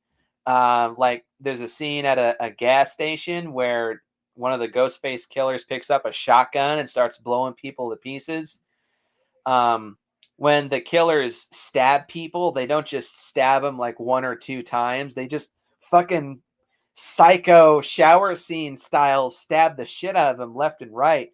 Blood sprays everywhere. There's a couple kills where they slash and cut their victims before they stab them to death, and there's a couple that are just slathered and caked in blood by the time they're dead.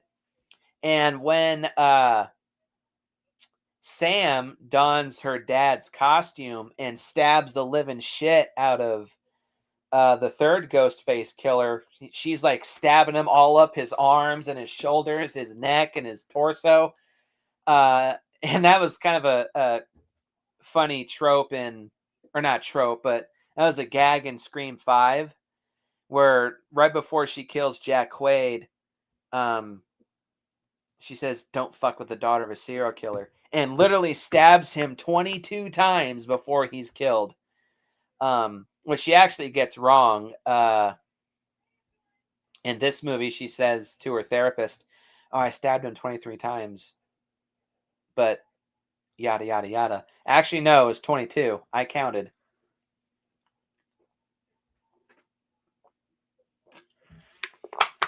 But yeah, the change setting is also a breath of fresh air, because in hindsight too, it was kind of repetitive seeing Woodsboro over and over and over again for the first 5 movies, and this movie taking place in New York City, which is a pretty aggressive place to be, was a breath of fresh air.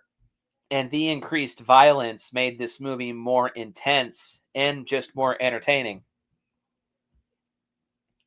And this movie does do a better job of implementing the new characters interacting with the old. There's a funny exchange between Mindy and Kirby, where Kirby says to her, "So you're a horror fan, huh?" "It's been said." Psycho 2. "Underrated," they say at the same time. "Friday the 13th or Nightmare on Elm Street?" "Nightmare?" um, "Candyman, original or requel?" "Both," they both say at the same time. "Okay. Game recognized game." The fuck's wrong with you two? OG Candyman all the way. But that was a funny scene. It's a better interaction between new characters and old. Um, Done in a good way. So, not a whole lot to say about Scream 6. I was very impressed by it. It's very entertaining.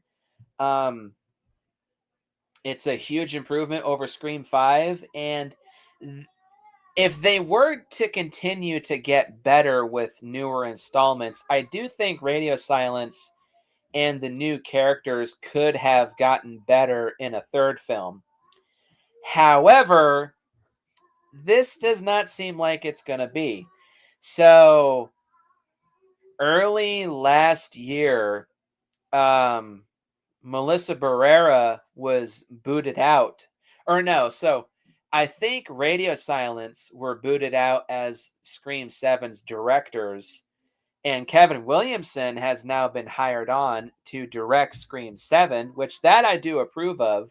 Even if it seemed like Radio Silence was getting better, Kevin Williamson has been with the Scream franchise since day one, and now he's kind of become like what Don Mancini is to the Chucky franchise. So I think with Kevin Williamson being the director, I do think the franchise is still in good hands. But in the early months of last year, Melissa Barrera was booted out as Sam due to some comments she made regarding the Palestine Gaza situation.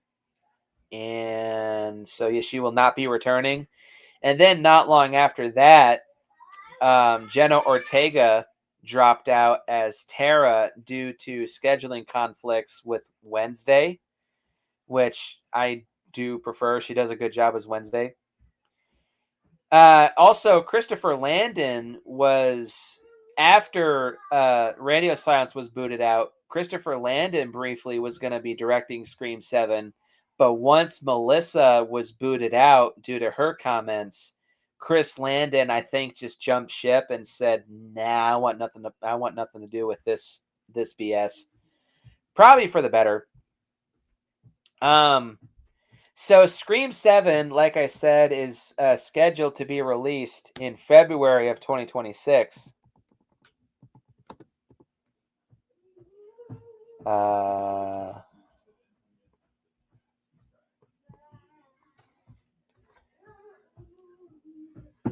Now, the movie is still being written by Guy Busick and James Vanderbilt, with, I think, some influences from Kevin Williamson.